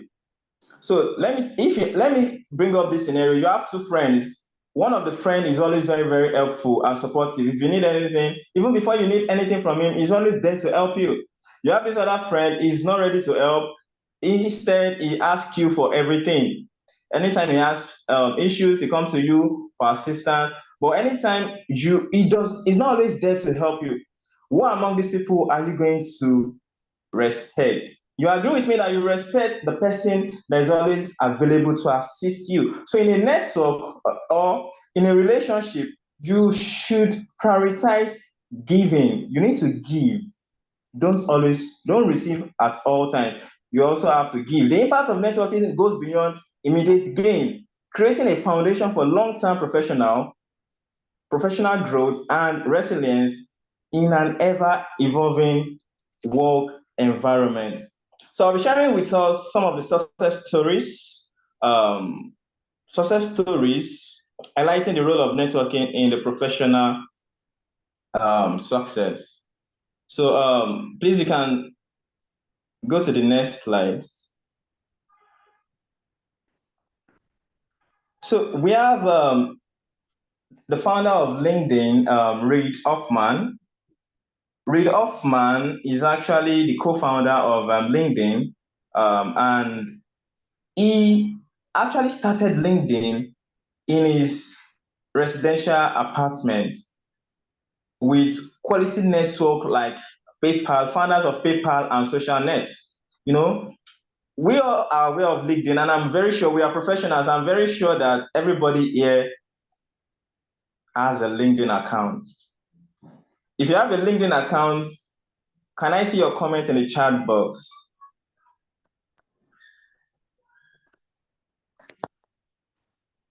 Okay, yes. So Reid Hoffman, it was due to the network. He found out that, oh, these people are very resourceful. We can come together, build a team, and do this together. So he was able to network, and the result of the network he did in the past has actually give back to LinkedIn and what we are enjoying in the professional world. We have Mark Zuckerberg, the founder of Facebook. Mark Zuckerberg actually networked with his colleagues. You know, we have their names here on the screen. We have Andrew McCollum, Eduardo Severin, Chris Hughes, Dustin Moskovitz. So these were Harvard University colleagues, and they were able to come together and be able to form the Meta group that we are aware of today. We have Richard Branson, who is the founder of Virgin Group, conglomerates into telecom, health, banking, finance, and the likes. We also have Bill Gates, the co-founder of Microsoft. So these are people that they were able to network with the right set of people, and we can see the results that they are giving us. So we have a value of online and offline networking. So the online networking gives us the global reach, accessibility, information sharing, personal branding. Yes, global reach in the sense that you'll be able to reach people that you cannot meet in the next, like someone you cannot meet in an hour's time. If you are actually going by road, you can actually have a direct access to them. So that is online networking, global reach. You can reach out to someone in the US right now through the online platform. And I'm sure this Zoom, we have people from different parts of the world connected with us. So this is actually, so we can actually leverage on the online networking aspect of which will help us to reach people at the global level. So we also have accessibility. That is, eliminates accessibility barriers, which enables professionals to connect without the constraints of physical proximity. Information sharing, personal branding, and the likes. So we also have offline networking, which has to do with personal connection, non-verbal communication, building local presence, and networking skills development. So we can leverage social media for professional connections. We can leverage social media for professional connections, yes. So we've had the stories of, okay, people that actually were able to progress career-wise through the use of social media. Yes, I have a colleague who was able to get a job through LinkedIn.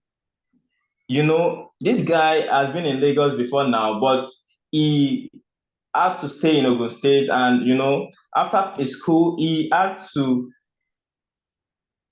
was able to get a job through LinkedIn, even without having to come to Lagos back. He got a job, and with that, he had to travel back to Lagos. So you can, all these things are actually very, very possible. So the role of social media platforms in building and expanding professional network. Social media platforms have become invaluable tools for professionals seeking to build and enhance their network, and you need to actually leverage on that. A lot of us use social media for fun. Yes, I know it's good to have fun, but we can as well build our professional career using the social media platform. So we have the roles of social media in fostering the professional network. We have accessibility and global reach, visibility and personal branding, connecting with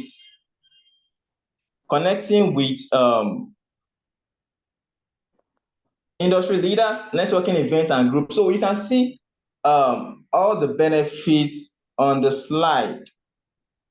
Yes, so support and mentorship, learning and professional development. All right, so on this social media, there are some things you need to do right before you can actually build your network. So you should not just create an account anyhow. There are some obstacles if you don't put the right things in place. So some of it is creating a professional, oh, my time is fast spent. Okay, let me just,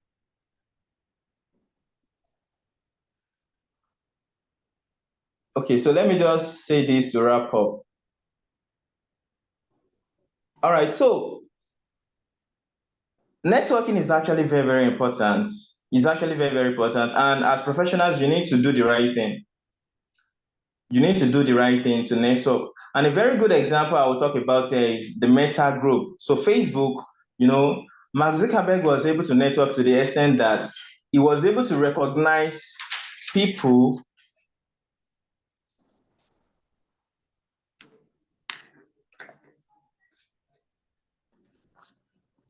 So sorry about the break. So you're able to recognize people that even your competitors, Mark Zuckerberg was able to recognize his competitors, network with them, and build relationship with them. Before now, Instagram was not owned by Facebook, but they were able to network and get value. You understand? So yes. So for now, I'll be stopping here, and I'll talk more about this in the Q&A session. So for conclusion, you need to start your quality networking by connecting with at least one person on this platform today. So in this event, don't just let an event like this to come and go. We have resourceful persons that are here that you need to network with. We have professional groups that the link will be shared with us.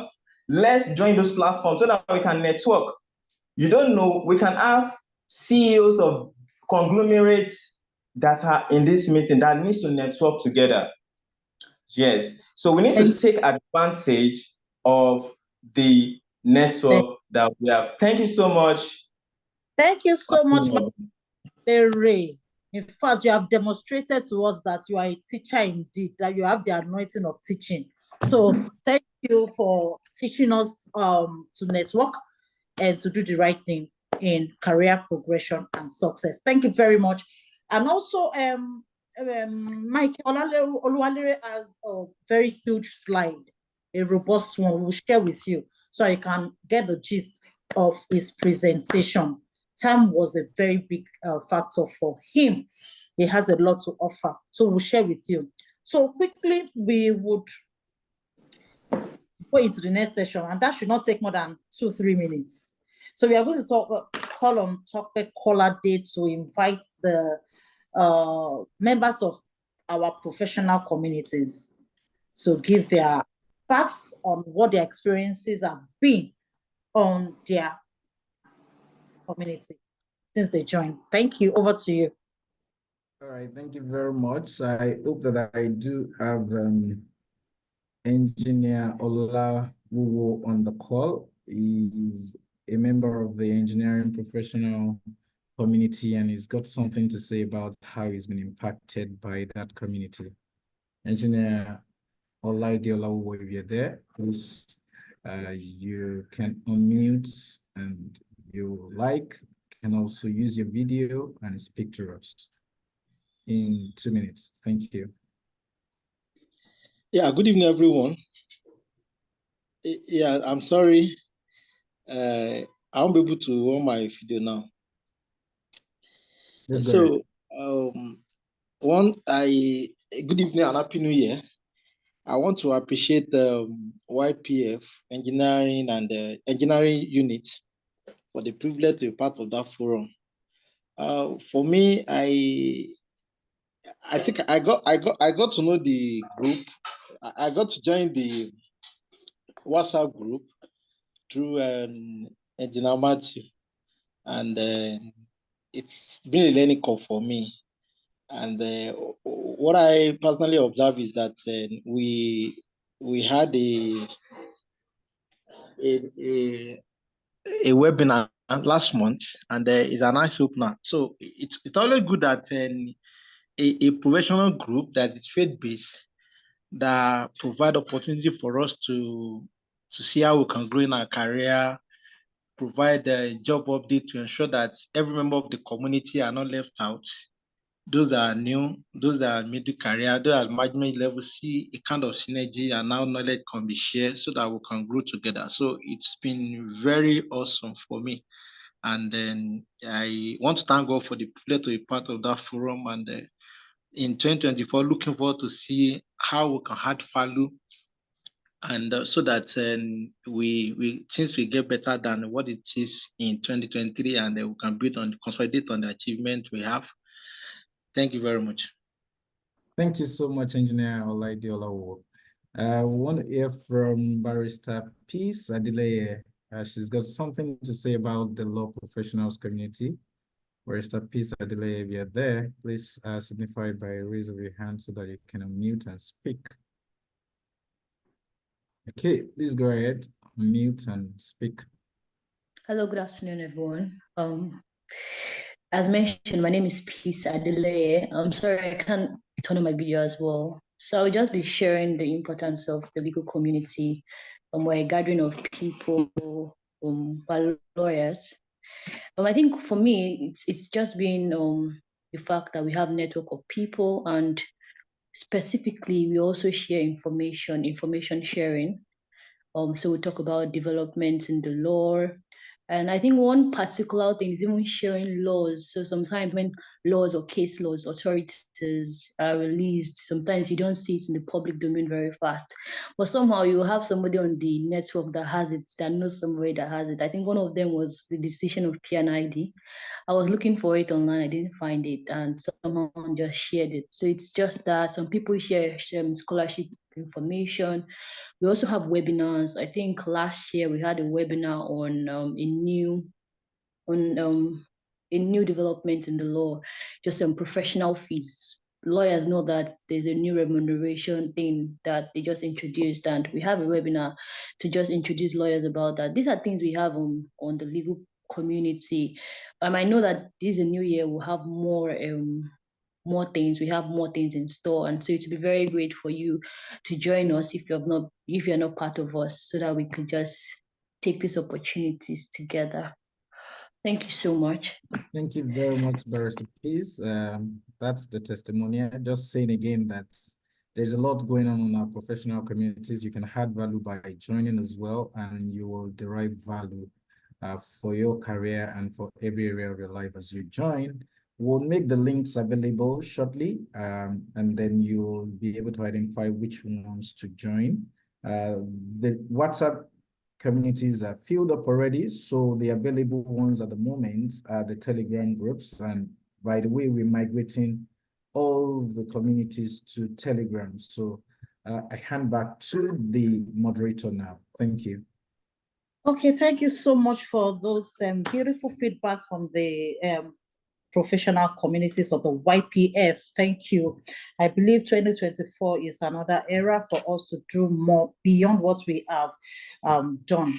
All right, so very shortly, we'll be having the YPF president to give his talk, his presentation on this very important topic that will help you boost your personal life and career. All right, so the topic is self-assessment and personal branding, and it will be taken by President Daniel Bamigbayon. The president has cross-functional experience in software engineering, product management, digital transformation, and management consulting.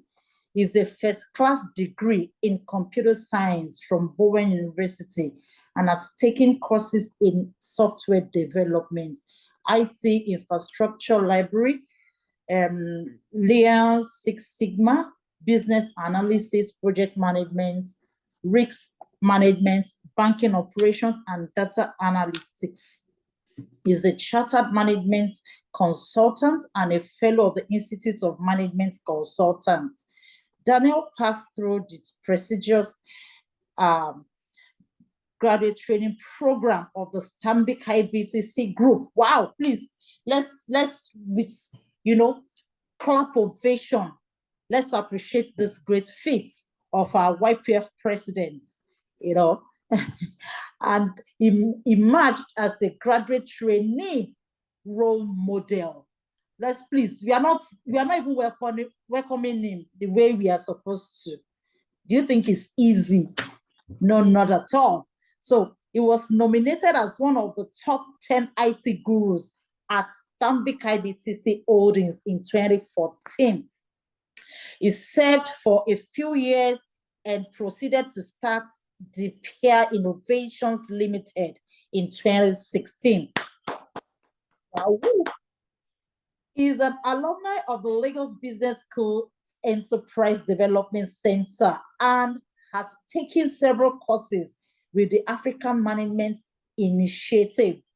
He's also an alumni of both the Bank of Industry Youth and Entrepreneurship Support Program, the BOYSP 2016, and the Tony Elumelu Entrepreneurship Program 2017.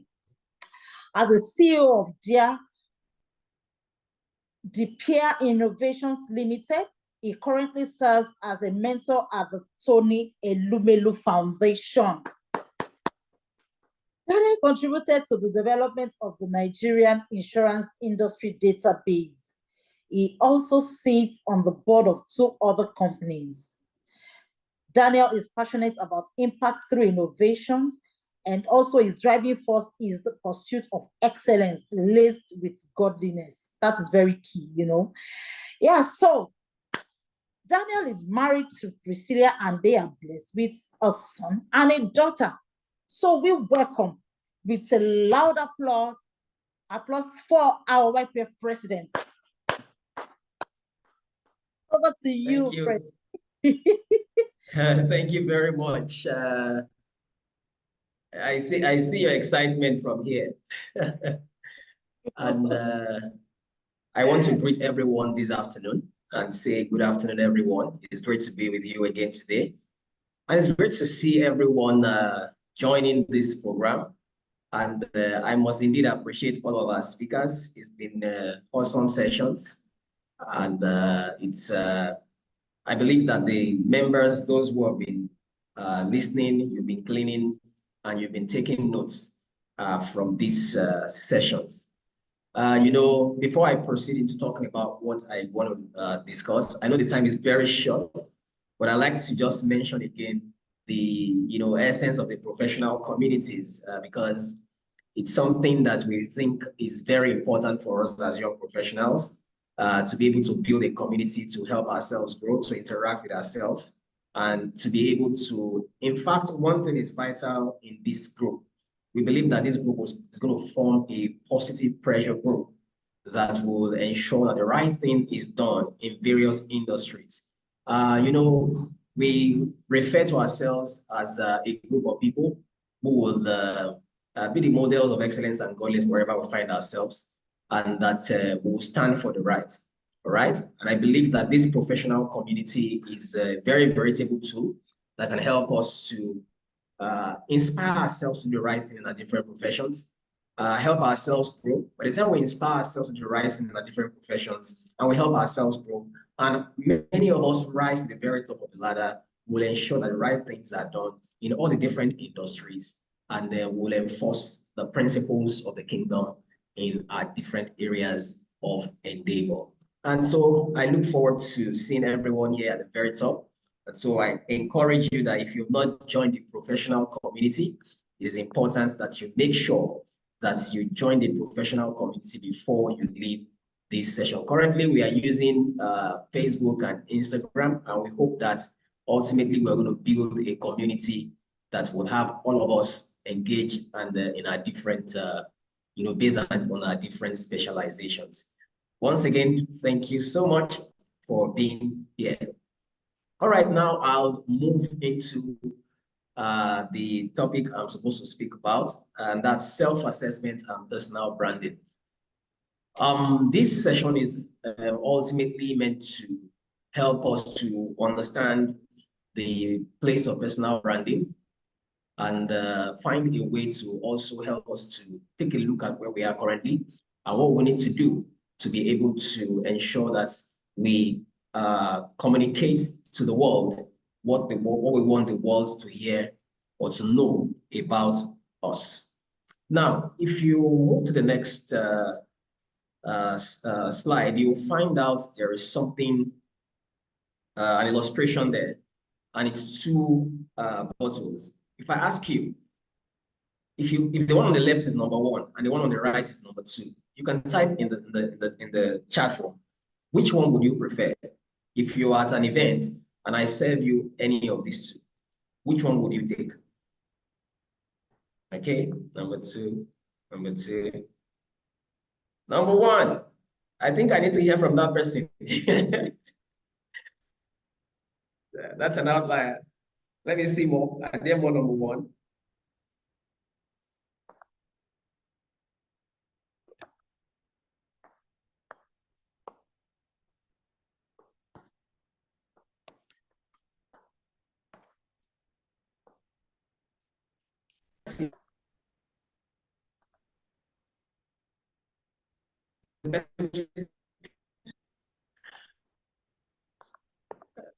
Oh, okay. All right. I can't see that. Maybe it was a sleepover, but I do not discountenance the fact that there could be someone that has number 1. I wish I could listen to, or why number 1 is preferred. Right? The time is very short, so I mean, just reduce the amount of interaction we have this. Why I'm asking this question many times. The choices that people make are many times based on perception, right? And what branding does is helping to build a perception. And this is why many organizations spend a lot of money on ensuring that they raise their brand. And if organizations spend a lot of money to make sure that they raise their brand and the perception of their brand, the same thing applies to you as an individual. You cannot but be very deliberate about the kind of brand that you are building. Now, I'd like to ask this question: what is a brand? What's a brand? Let me speak to that. A brand is a name, a term, a design, a symbol, or any other feature that distinguishes one seller's good or service from those of other sellers. That's what Wikipedia says about what a brand is. How do you differentiate between what one person is selling. Now, if you take Coca-Cola and Pepsi, for example, they are both dark, and if there was no specific branding, you will easily assume they are the same thing, right? If you walk into a room and all you're fair, the next person is fair, and all they can see is two people with similar features, it is very difficult to differentiate what both of you carry or who both of you are until they either read something about you or hear you say something. That's the power of of branding. That's what branding is about: making a distinction, making sure that you are able to create something that differentiates you from every other person that is around you. Now, branding then is the process of creating a strong, positive perception of a person, a company, its products, its services in the customer's mind by combining such elements as logos design, mission statements, and consistent thing throughout all marketing communication. Let me take that one after the other. Branding is the process of creating a strong, positive perception. Remember I said, many people most time take a decision based on perception. All right? And that's the place of, one of the reasons why an employer will ask you to share a CV is because they want to get a feel, a perception of who you are. We're doing some recruitment recently, and a young man recommended two people. We're trying to bring in some corpers, and a young man, a corper he recommended two other corpers, and okay, drop them their CVs in a particular location, and then both of them dropped their CVs in that location. And when I reviewed the CVs and of course the other CVs that were dropped, I identified the ones that I referred. And then I was speaking to him about the people that that had sent their CV. And I particularly told him that, oh, I think I saw one of them was a first-class guy. And reading through his profile, he had told me about it. So he said one of them was his friend that I thinks is a very strong, is very highly skilled and would be a good fit to the role we're recruiting into. And so I said I could clearly see from looking at the CV of that young man, because he properly communicated, and I could defend. I could already know that this person has what it takes to do the job. Then I told him about the second person. I said the second person, what can you tell me about the second person? He told me about the second person and told me that, well, that he thinks that that person that is like is more at the basic stage is not so much fantastic. And I said, well, I already inferred that from the CV of that person. And in the same vein, many times, from the things we say, from how we communicate, from the perceptions we build, many times people infer and take a position on what we are capable of, who we are. And that's why we have to be very intentional in crafting in selling ourselves and in building the perceptions around us. So it's creating a strong positive perception of a person, company, its product or service. For those of us that probably you sell a product, it's important for you to be very intentional in creating a strong perception about your product. And of course, these things would happen through the use of brand assets like logos and what have you. And then it could as well be through the communication, the mission statement, the personal statement. You drop a line as to what you do and who you are. They tell you share your profile. What do you put in your profile? Have you been able to articulate a profile that you can share and people will be able to draw an inference, as to who you are and the capabilities that you have? And so that's very important for you if you're going to be able to properly brand yourself. Now, why do people and organizations brand? Number one is to, of course, like I said, to create a positive perception. Number two is to improve trust. When you brand and when people know you for a particular thing, they know they can always come to you for it. And that's why when you try to write or specify, put together your personal statement and indicate the problem that you're solving, it's important, very deliberate and very strict, so that people are able to understand exactly what you stand for, so that when they have a need for that service, they are able to come to you. And the beautiful thing, there is an that's that you can talk about instead that people are aiming at something like them 2024, and many of us, many opportunities lying in already at the beginning of the year. People are going to be looking for you based on what they know you for. What do people know you for? That's the question, the essence of this session. What do people know you for? When you do a self-assessment, what can you say is your strong point that people are able to refer to you for? And those are the things that will create opportunities for you. So when you brand, you improve, there's an opportunity for improved revenue for you when you brand, because of course, when people know you, more things are going to come in your direction based on the understanding what that people have about what you can do. And of course, I mentioned the ease of launching new products for organizations. Say if a Coca-Cola starts a new line of products, there's higher likelihood that people are going to go in the line of that product than when somebody just by the roadside who doesn't have a name starts a similar product and brings it out. But because they are properly branded, who know them for drinks, when they bring in another drink, it's easy for people to go the line and follow and give them their money to buy that product. And that's the essence, the beauty of branding. Of course, easier access to new opportunities, ease of developing brand partnerships. When there is people, how do I know it? You are distinguished. People are able to differentiate you from others. It's easier for you to get engaged in collaborations and partnerships, unlike somebody that has not considered that. Now, how to develop a personal brand?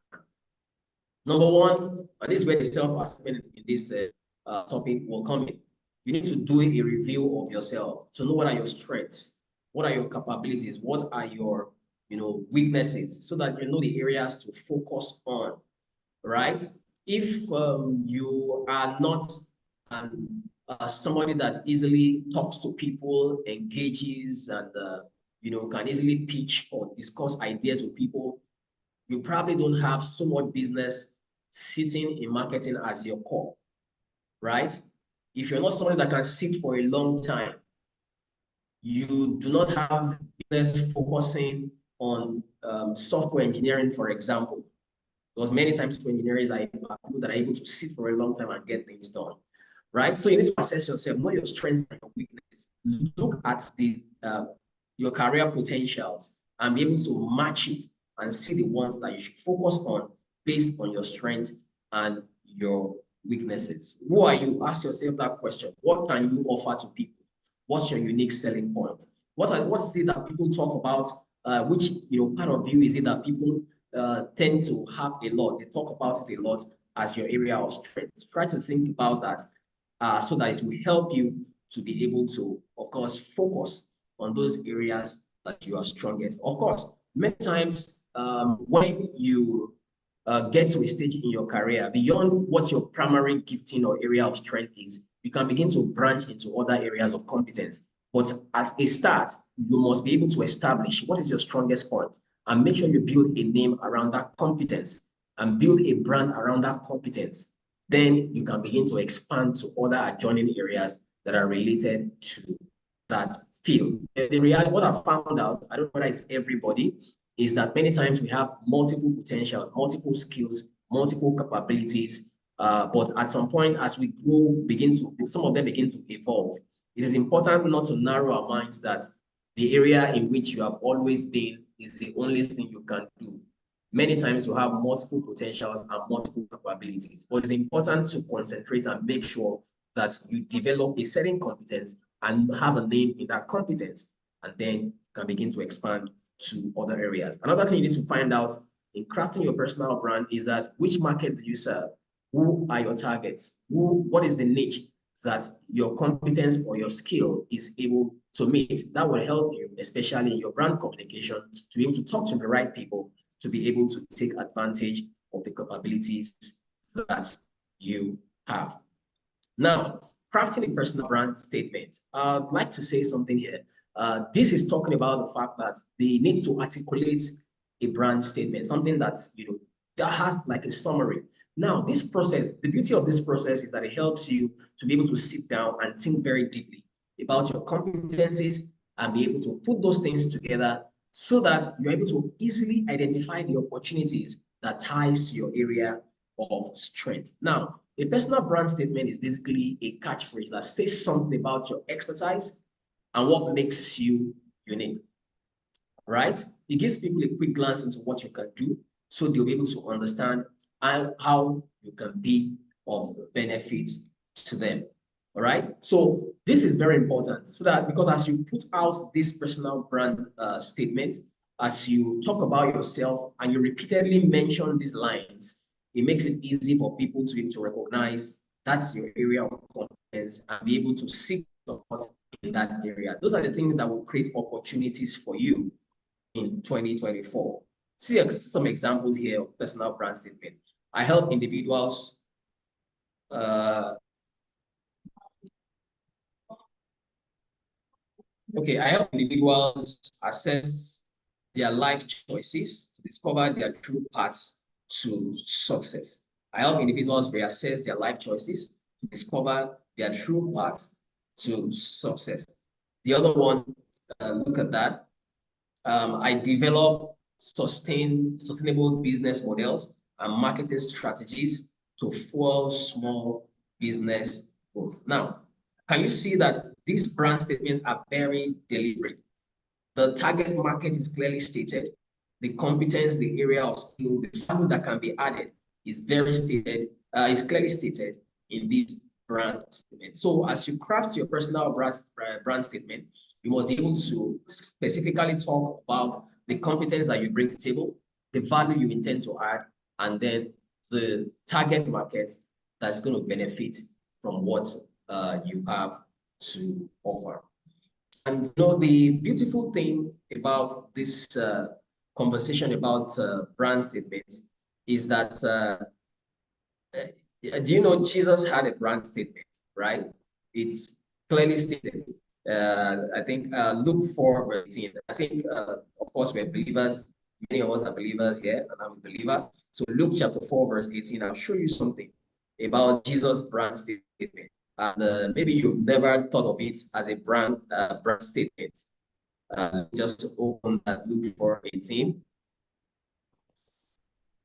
It says, upon me because he has anointed me to the gospel of the poor, sent me to heal the brokenhearted, to deliverance captives, the recovery of sight to the blind, to set at liberty them that are preach their of the Lord. Jesus was clear about his his assignment that to do. And you, as an individual, it's important for you to be very clear about what you are set to do. In 2024, don't just do what you are asked to do. Don't just go to work and go back home every day. You must sit down and clearly articulate your life's mission and be able to identify the people you have been sent to as an individual. Every one of us has a mission, and it's important for us to identify that mission and make sure that we are adding value to our world. And finally, as I close this session, having clarified your personal brand, it is important to put yourself out there, and that's the component of brand communication. As you go, many times, most hiring managers today, one of the things they do is to check your social media handles. And so you must be very intentional with your social media handles to make sure that you're projected as someone that creates value, all right? And that your competencies are very clearly and properly articulated on your LinkedIn handle, on your Facebook, on your Twitter, whatever. Many times, people try to be active everywhere, but I think I found that it's important to also find the platform that works best for you. Pick 3, pick 4, look for the ones that are safe, and make sure that you properly communicate, and make sure that you articulate your competence in such a way that it is unmistakable, and that will help you to be able to ensure that your value is seen, and then when decisions are being made behind you based on some of your, the perceptions you have built, the right decisions will be made concerning you. I hire a lot, and many times when we're doing that, one of the first things we do is to check who people are, and their tone, their brand communication. We're trying to hire someone as an executive assistant recently. One of the things that we did was to go and check, how has this person been communicating over time? Does it look like someone who is articulate in their communication? Will this person be able to serve this purpose? We're going to make judgments. Yes, we're going to have some of them in interviews, or some will be dropped if they do not even measure up, from what we can see. It's not to say that probably those who are not very active will not get their chance. They will. But if you are active, it's important that you make sure that you communicate properly and you well articulate your the value that you carry. Right, I think I need to stop here. Thank you so much for your time. Appreciate everyone, particularly partners. Thank you for working with us. Thank you. Thank you so much, President, for that thought-provoking presentation. I already took my portion of that presentation, and I will personally work on it. If you've benefited from this session, please drop a comment about this last presentation. In fact, it was so loaded, transformative. Okay, so quickly, before we go to the last session, the major last session, that's question and answer, I would like to introduce somebody who has a feedback to give us on the benefits he has gotten since he joined the engineering professional community. I will call on Ogunchi Sheyi from the engineering community of the YPF to talk about his testimony in 1 minute, please. Sheyi. Thank you, ma'am. So my name is Sheyi Ogunji, as you heard. Basically, last year around January, I saw on the group a post around a scholarship opportunity. I've been looking for a scholarship before that time. So once I saw it, I immediately keyed into it. The scholarship was about full scholarship in Mexico, and we needed to do some stuff. So I keyed into it. To cut the long story short, I am here today in North America on full scholarship in Mexico, courtesy of that post I saw on the YPF forum. So I've been able to learn 1 or 2 things because of that experience. Number 1, I learned that God answers our prayers through information and data. We don't need much more than that. Then we should not write off ourselves before we are written off, because I have HND, but I have distinction in my HND, the best. So I was able to set that out to the people that were recruiting for that admission. Then I intentionally sold myself. Then I didn't judge myself by the cover. I didn't say because it's Mexico, I will not take it up. So I really am grateful to God I really took that opportunity. And also finally, in your quest for success, you should limit questions, dive in and think that everything will work out. Because then when that post was posted out, many people were asking questions. What is this? What is this? What is this? I didn't ask those questions. I just went into it. And today I can glorify God for that great, it's a great, wondrous, life-changing opportunity. The president also knows about it. Thank you, ma'am. So much, Sheyi, for that feedback. It's a very beautiful one. In fact, it has made my day. Can we just tell him congratulations, Sheyi? Congratulations, keep soaring.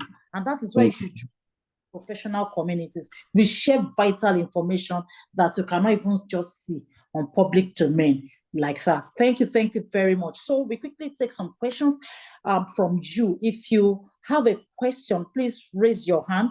We are taking just few because we need to release you to go. So if you have a question, please raise your hand. We'll call you and then you will speak, and then we'll answer your question accordingly. So can you see your hands? Okay, so let's quickly have Gideon. Gideon Agboma. Please help unmute Gideon Agboma. Let him ask his question.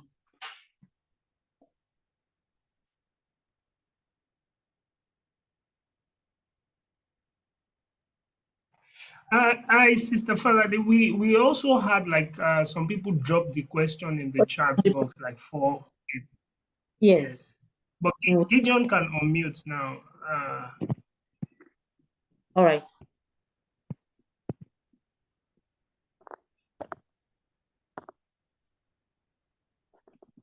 Gideon, please go ahead.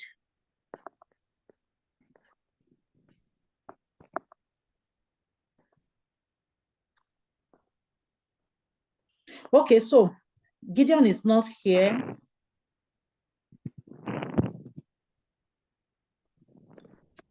Okay.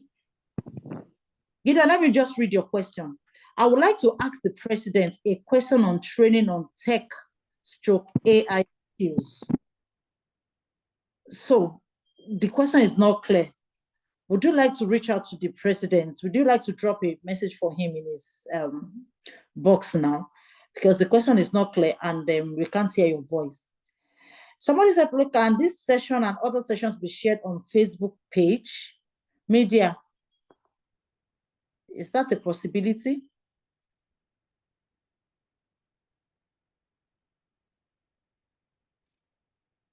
Sorry, Sister Falabi, if you see on the screen, the 4 questions that we got on the chat, I'm sharing them. I don't know if you see them now. Okay.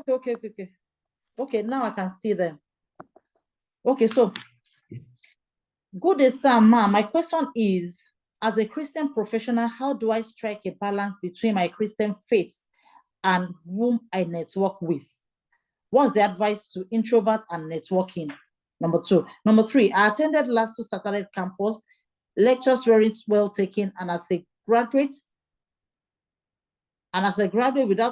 without confidence on my career, I've been afraid to practice and grow my career. What's your counsel? Number 4, I would like to ask the president a question on training. That same question. So, okay, so please, our facilitators, I know you are still with us. I would want the president to take the first question, and then Mr. Michael take the second one on introvert and networking, and then the question about this person who took a certificate but can't even defend the certificate. Please, Dr. President, can you just do justice to that? Over to you, President.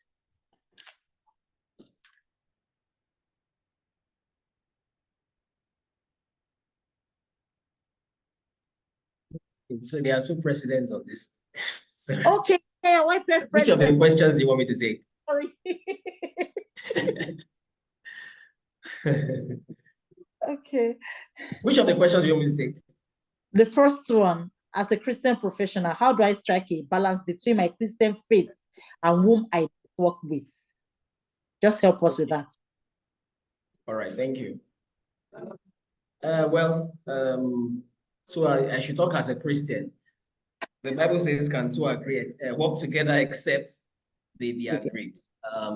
There could be a tendency to think that if you do not network with certain people, you cannot get certain opportunities. But the reality is that we have believers who are doing excellently well in almost any field.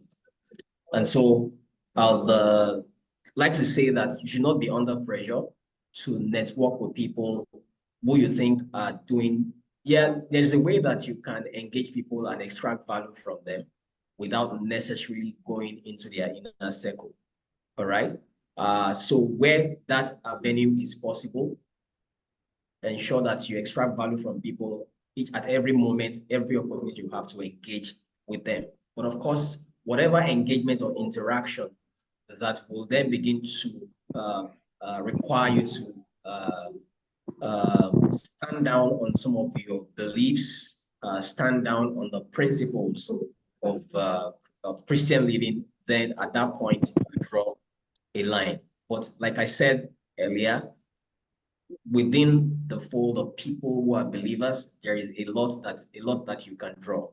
But the point of drawing the line in networking and engaging with people is to make sure that the principles that you stand, they agree with such principles. And it's only then that you can go a lot further in the relationship. But apart from that, stand at a distance. And if you're able, whatever you can grab without going very close, too close to such people, grab them. I would like to ask the president a question, please. But if you need to go very line, you did not align with your values, drop that relationship. There are other relationships you will be able to help you achieve that thing you want to achieve. Thank you. All right. Thank you very much, President Daniel. All right, thank you for that. Number two, the advice to introvert on networking. Michael Oluwalere, please help us. Somebody who is an introvert is reserved. Somebody who doesn't mix up easily with people, a well-reserved person. So please tell us how that kind of person, a quiet person, can network.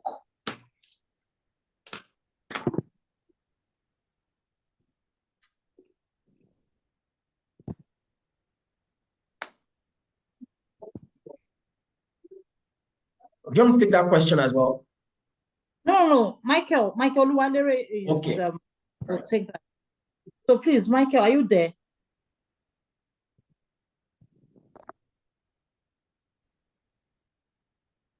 Okay.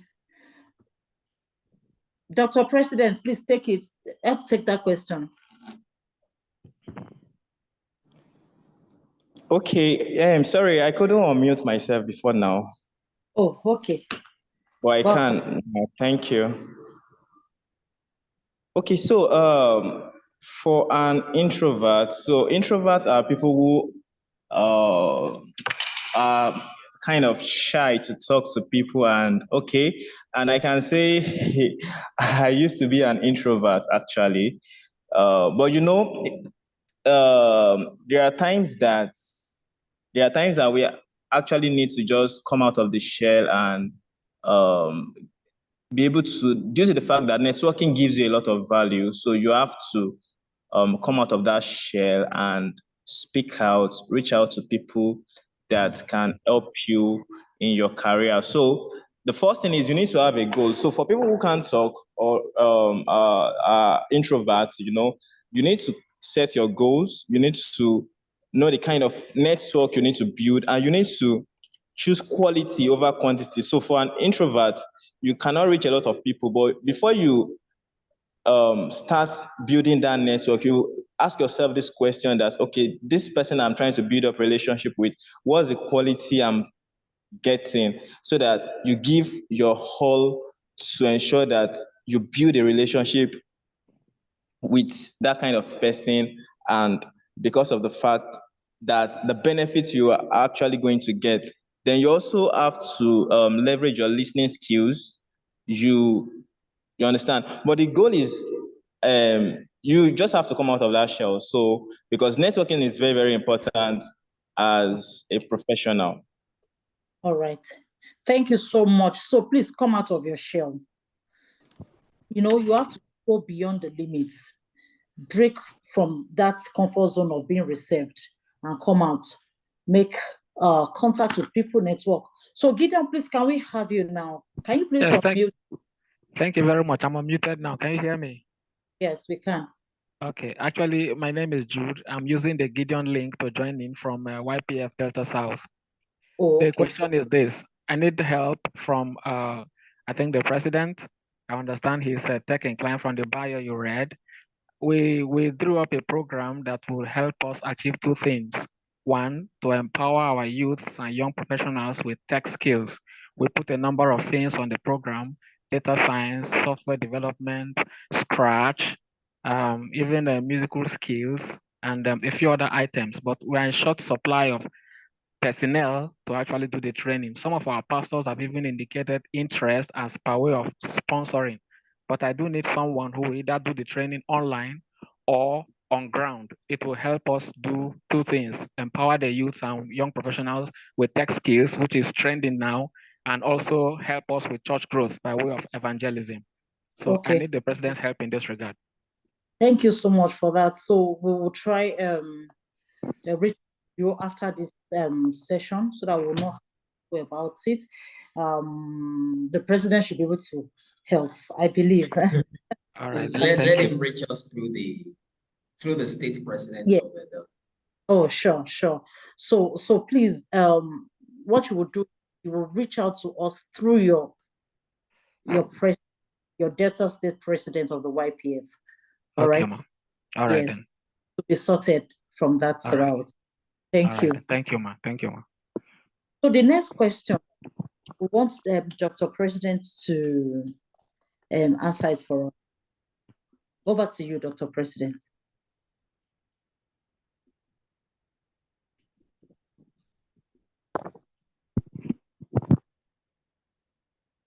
Did you take that question when I read it? Media, please, can you please highlight the question again?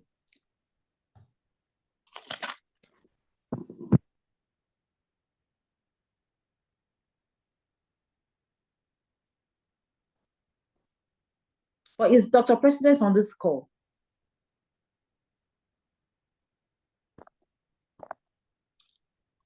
Okay, yeah.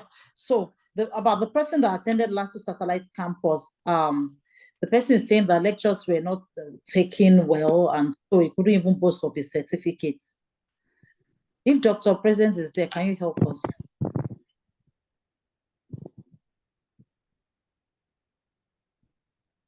Okay, so that is YPF president will just help do justice to it, since it's about personal branding and self-assessments. Please, thank you. Okay. Over. Okay, that's the question on the person that went to last week and Yes. the lectures were not properly taken. Yes. Well, I think that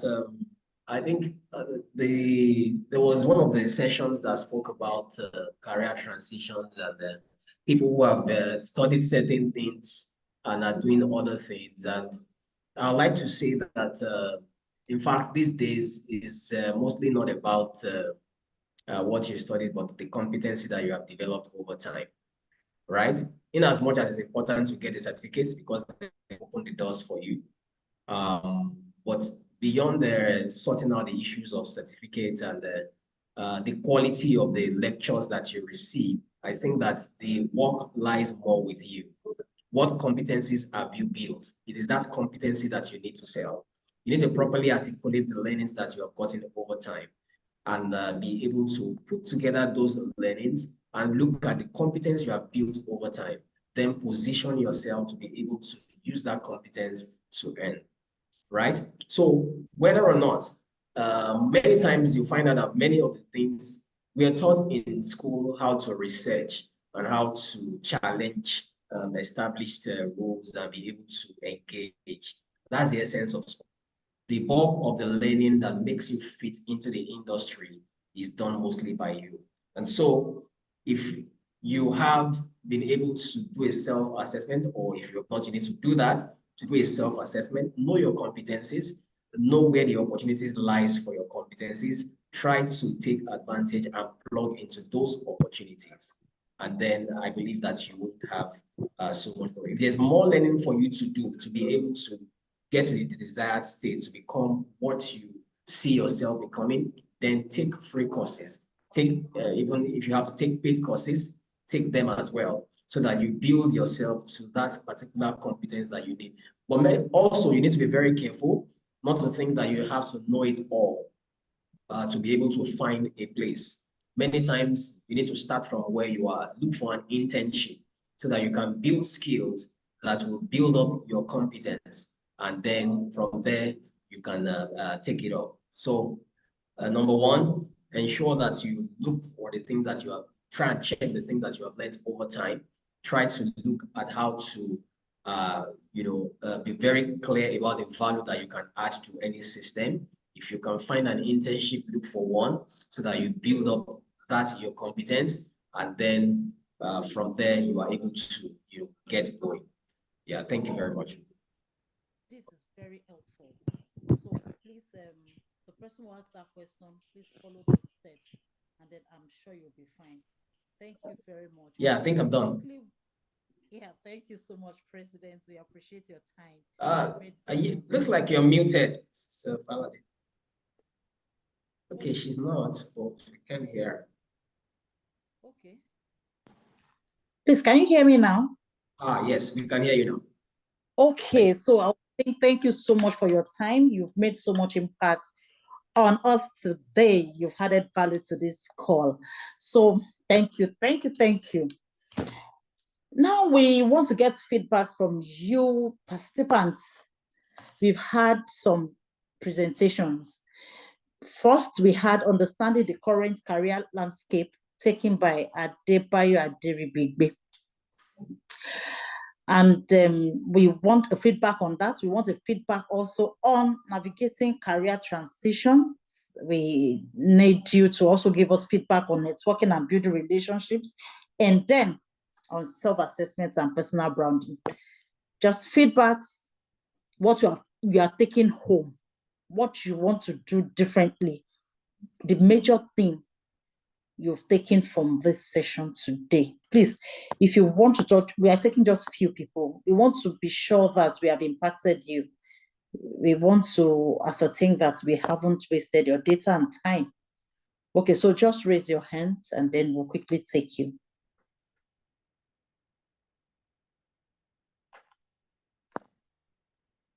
Okay, so nobody's responding. But please, can you hear me? I want to be sure you can hear me. Yes, ma'am, we can hear you. There is an hand raised. You've been asked to unmute, so just unmute. Okay, so just and ask and tell us your take home. That is, what is that? I actually can't see that hand. Media, can you help me announce the person's name? Everything is showing Brian Obudeko, so I can't. So if your hand is raised, check you have been sent an invite to unmute. So unmute and drop your statement.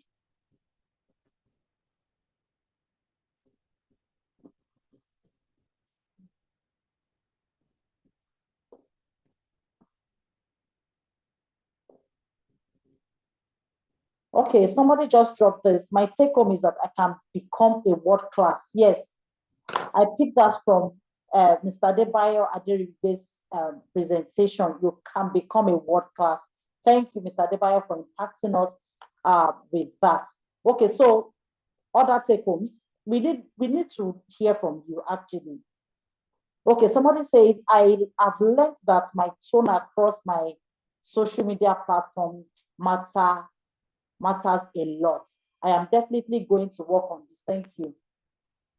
Okay, so who else is talking? People are raising their hands, but we can't hear them. Okay, so this person is Crypto Chef. Crypto Chef, you can unmute and talk. Okay, thank you very much. Am I audible, please? Hello, good evening. Can you hear me? Yes, we can hear you. Crypto Check here. All right, thank you very much. I am Lawal John from YPF Motion Chapter. So today I really learned a lot. Number one, I learned that my circle of influence, that is my networking, matters more for me in moving ahead in life. So my circle of influence. Name yourself and so we can identify you properly. Okay, somebody said my take home is that I should set clear goals and continue learning. Yes, should I go ahead? That point. Hello. So I want you to keep dropping your take home. Okay, this person says I need to be intentional about my yes and put it out there professionally. First impression matters a lot. There may not be another opportunity here to create that impression. Thank you. Hi, Sister Falabi. My take home is basically personal branding statement and how to sell myself in my social media platform Thank you.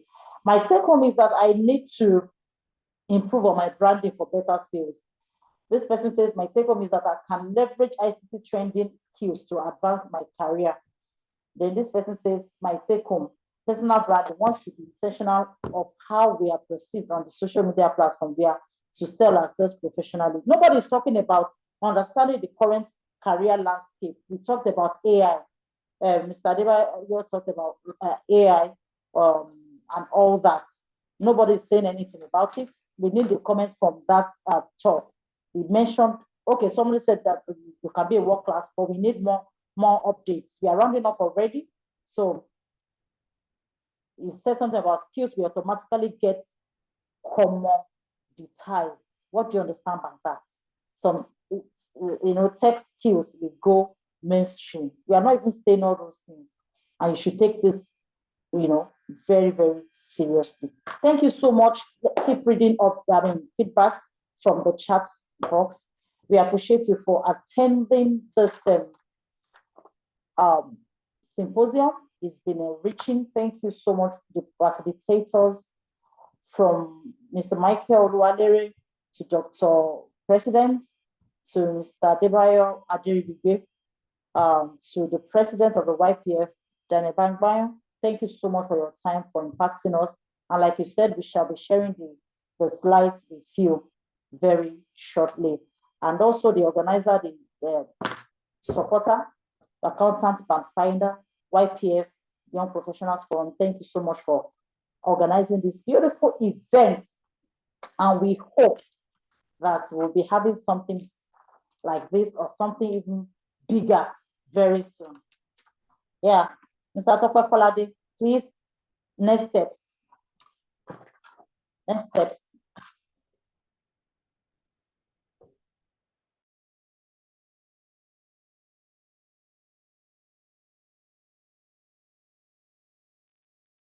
Hi, Brotokbe, I think you should be able to unmute now.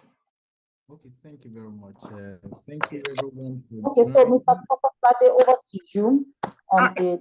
Sister Falade, can you hear us? Brotokbe is here now. Thank you all for joining. I believe that we've been impacted greatly. The conversations will continue in our various professional communities. The links have been dropped. Please just ensure that we join and participate actively in those groups. We've gotten testimonials. I'm sure if we had more time, many other people would have had one or two things to say about how they've been possibly impacted. And if there is anything that we need to do about networking, I believe it could really start from the professional communities down to other areas that we can as children of God. Thanks again for joining. We would like to get your feedback beyond this meeting. We would have a closing prayer by our YPF events hosts, Engineer Ibrahim. All right, thank you so much. Shall we pray together? Father in heaven, we thank you because of this wonderful opportunity you have given us for us to learn together, to share together. Thank you because your plans for us are that in this world of uncertainties, in this world where it seems as if the people of the world are dominating, you want to raise giants, those who will change the industry and change the narrative and align men and women for your purpose. Lord, as you are working with us and you are working upon us, we pray that you will help us that even in this year, as we start on this note, that we will be tools that will be sharp threshing instruments. You would use us to thresh the mountains. We will beat them into plains in our various organizations, in our various communities, in our various localities, and everywhere we find ourselves. Lord, that the spirit of excellence will come upon us like that came upon Daniel, like that came upon Joseph. And then we will take up positions. We will strategically position ourselves for Jesus. We will not, like the Bible says, not slothful in business. In our businesses, we'll be doing well. In our spiritual lives, we'll be fervent. I'll be serving you in the name of Jesus. Lord, we pray that every form of mediocrity and backwardness and, retrogression, probably that some have experienced in the past year, Lord, it will be a thing of the past. This year we shall experience success and growth and expansion and will take territories in the name of Jesus Christ. Lord, we pray for all our facilitators and all our guest speakers and all those who have, shared from their wealth of experience, that it will not diminish. Lord, that there will be a new week as we go back to our various businesses and all that we do. Lord, we pray that your spirit will go before us and you will cause us to have a testimony as we go to take charge in the name of Jesus. Thank you, Father, because it is done in Jesus' mighty name we pray. Amen.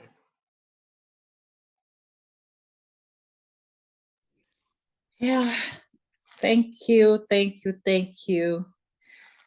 Thank you, Ibrahim. Thank you, everyone. Yes, for attending. See you at the top.